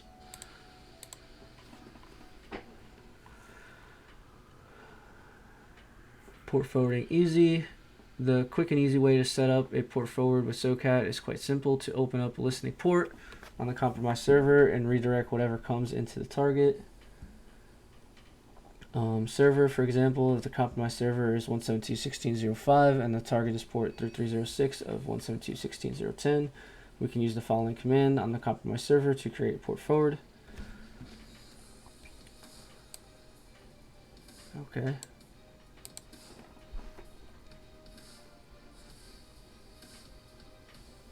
This opens up port.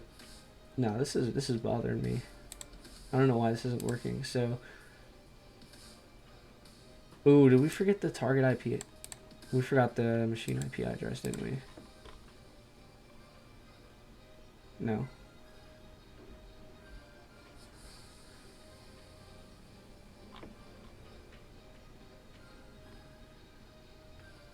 Is that attack L, not attack 1?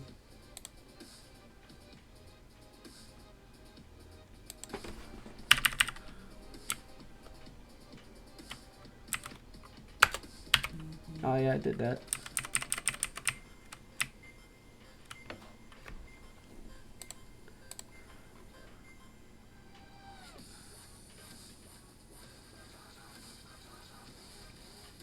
Oh, let's check L SOCAT.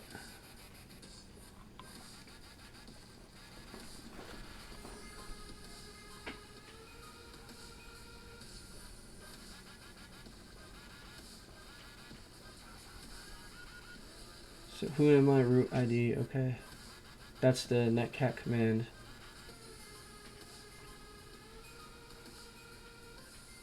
So run that command. You got netcat on there.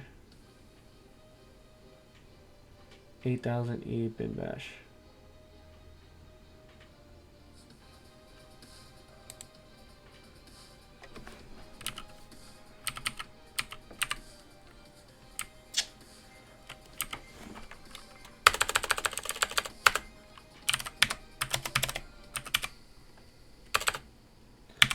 $8,000E bin bash. No. Still refused. Oh.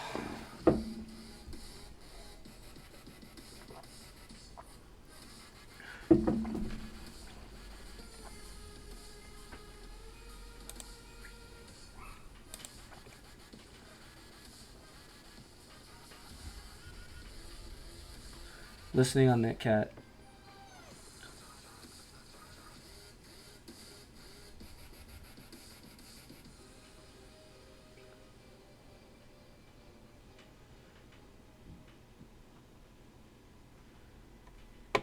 All right.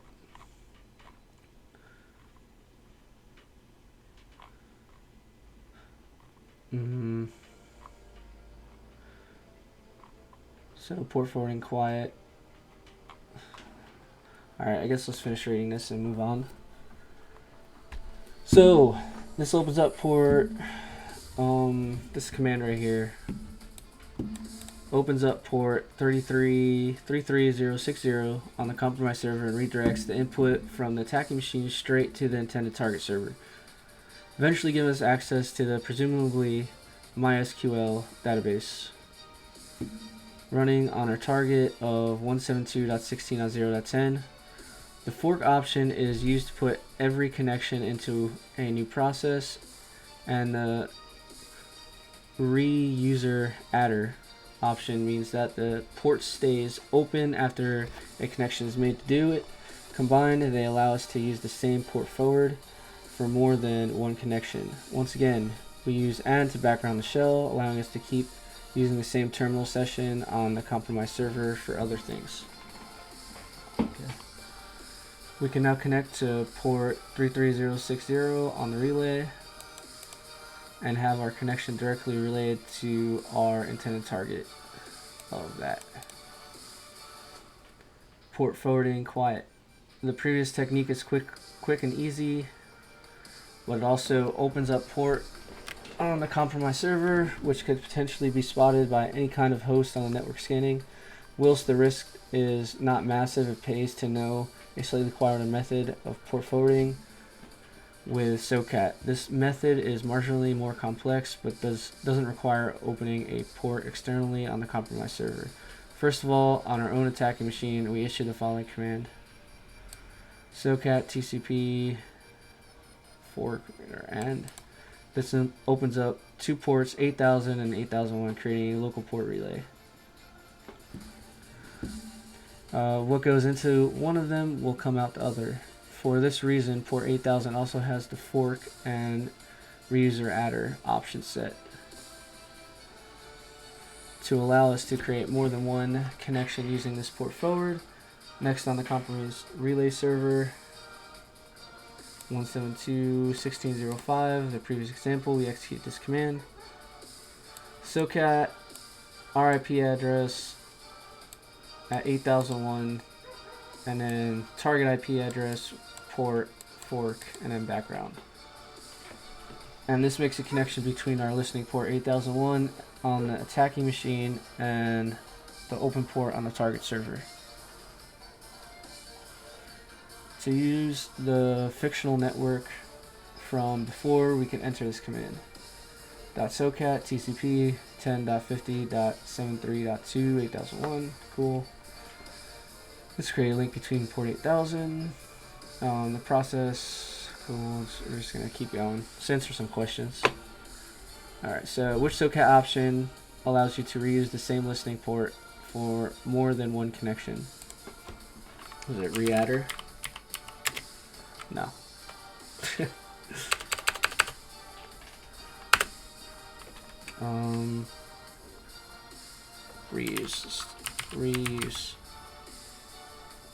Reuse adder. Reuse adder. There we go. If your attacking IP is 172.16.0.200, how would you relay a reverse shell to TCP port 443 on your attacking machine using a static copy of SOCAT in the current directory? Use TCP port 8000 for the server listener and do not background the process. Alright, so here it would be SOCAT and then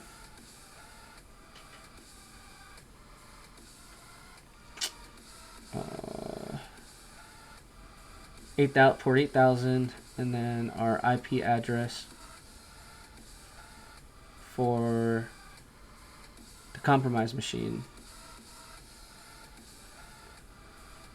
Right?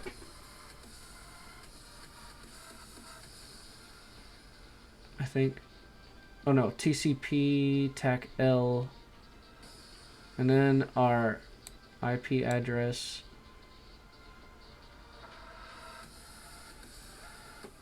Alright, let's look up here. SOCAT TCP attacking IP.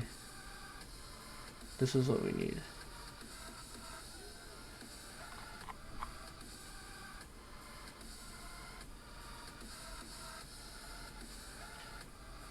On port, what port? 443. Alright, yeah, so it would be SOCAT 8000 at no. Yeah. SOCAT 8000 TCP TAC L and then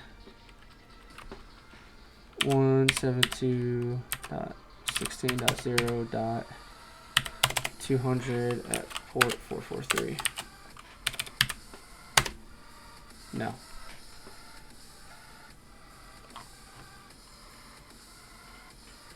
It's just TCP.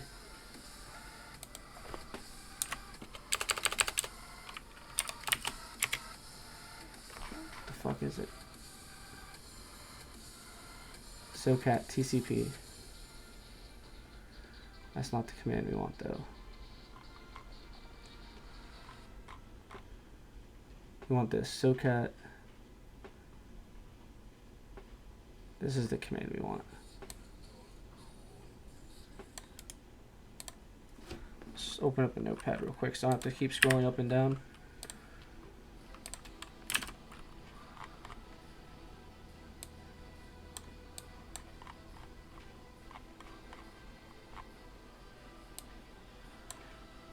Sorry, I'm gonna put that on another screen real quick.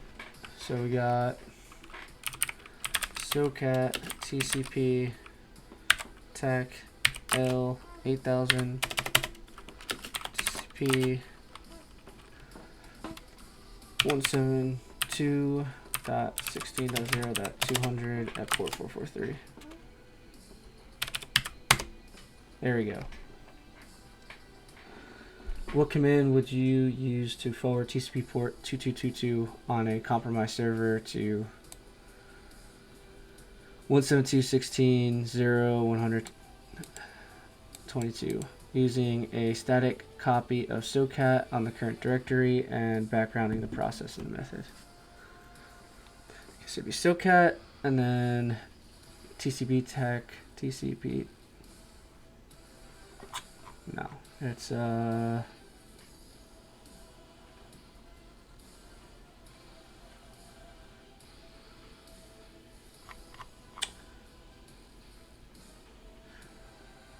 yeah, this command is going to take me a second. So I need to forward TCP port 222 on a compromised server, then to 176.16.0.100. So it'd be SOCAT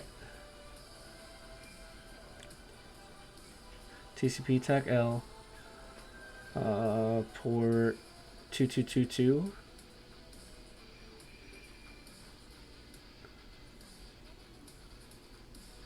I'm just going to take a hit on this one. Remember to add the fork and reuse adder options. Okay. So we use the fork and reuse adder right here. So let's try this.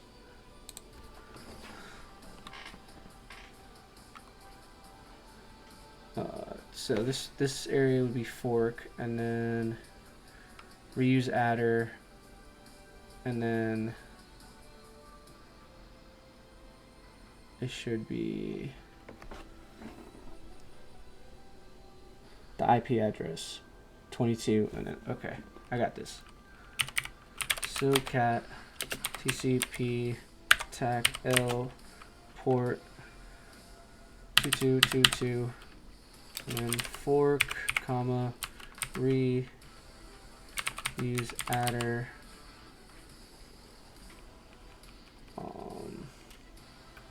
Is there another comma? I don't remember. Reuse adder, and then should be the IP address 172.16.0.100.22, and then yeah, there we go. Bonus questions. So this command forwards, alright, whatever. Bonus question, try to create an encrypted port forward or relay using OpenSSL. Options in SOCAT. Task 7 of Shell's room may help you with this. Alright, we tried. I kind of just gave up, but I kind of want to move on.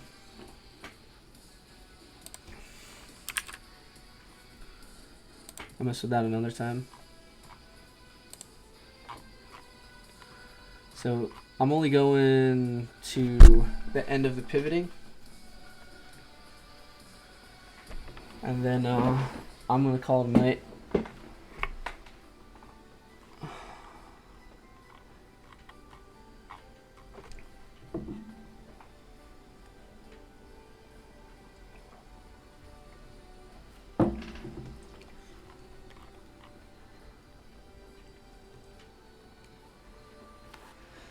Alright, so we're going to be learning about some chisel. Chisel is an awesome tool which can be used to quickly and easily set up a tunneled proxy or port forward through a compromised system, regardless of whether you have SSH access or not. It's written in Golang and can be easily compiled for any system. With static release binaries for Linux and Windows provided, in many ways, it provides the same functionality as the standard SSH proxying / port forwarding we covered earlier. However, the fact it doesn't require SSH access on the compromised target is a big bonus. Before we can use Chisel, we need to download appropriate binaries from the tool's GitHub release page. These can then be unzipped using gunzip and executed as normal. Alright, so we can download these guys. Just download them on my system.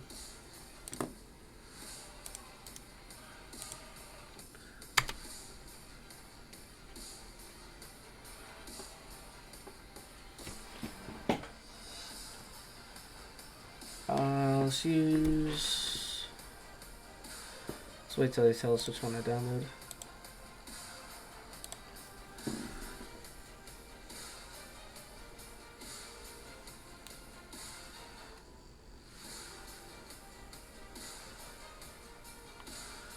You must have an appropriate copy of Chisel binary on both the attacking machine and the compromised server. Copy the file to the remote server with your choice of file transfer method. You could use the web server method covered in the previous tasks, or shake things up a bit. You could use SCP. Okay. The Chisel binary has two modes, client and server. You can access the help menus for either with the command Chisel client server tech help. Alright. We'll be looking at the two uses of Chisel in this task, a SOX proxy and port forwarding. However, Chisel is a very versatile tool which can be used in many ways, not described here.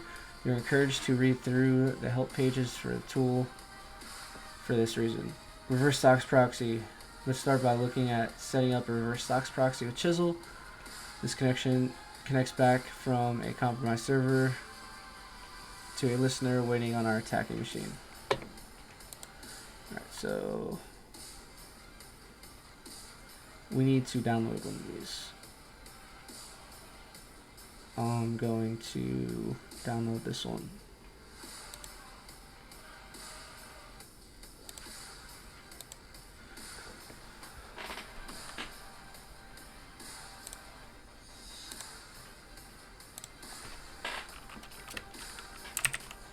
Let's close that. Let's cd home downloads. So gunzip.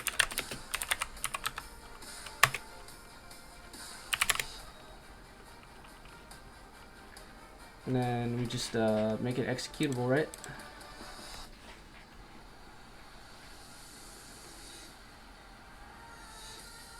Yeah.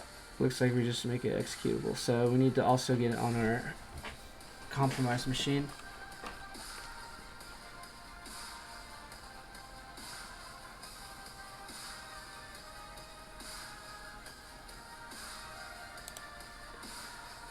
So let's do that. chmod plus x.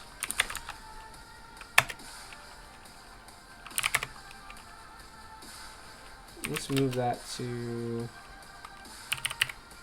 CTF Tryhackme Wreath.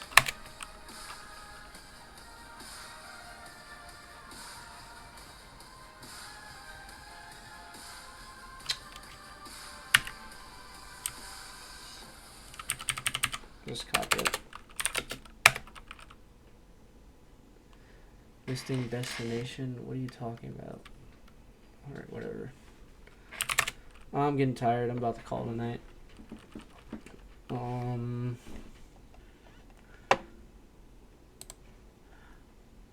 Yeah, I'm getting too tired for this right now.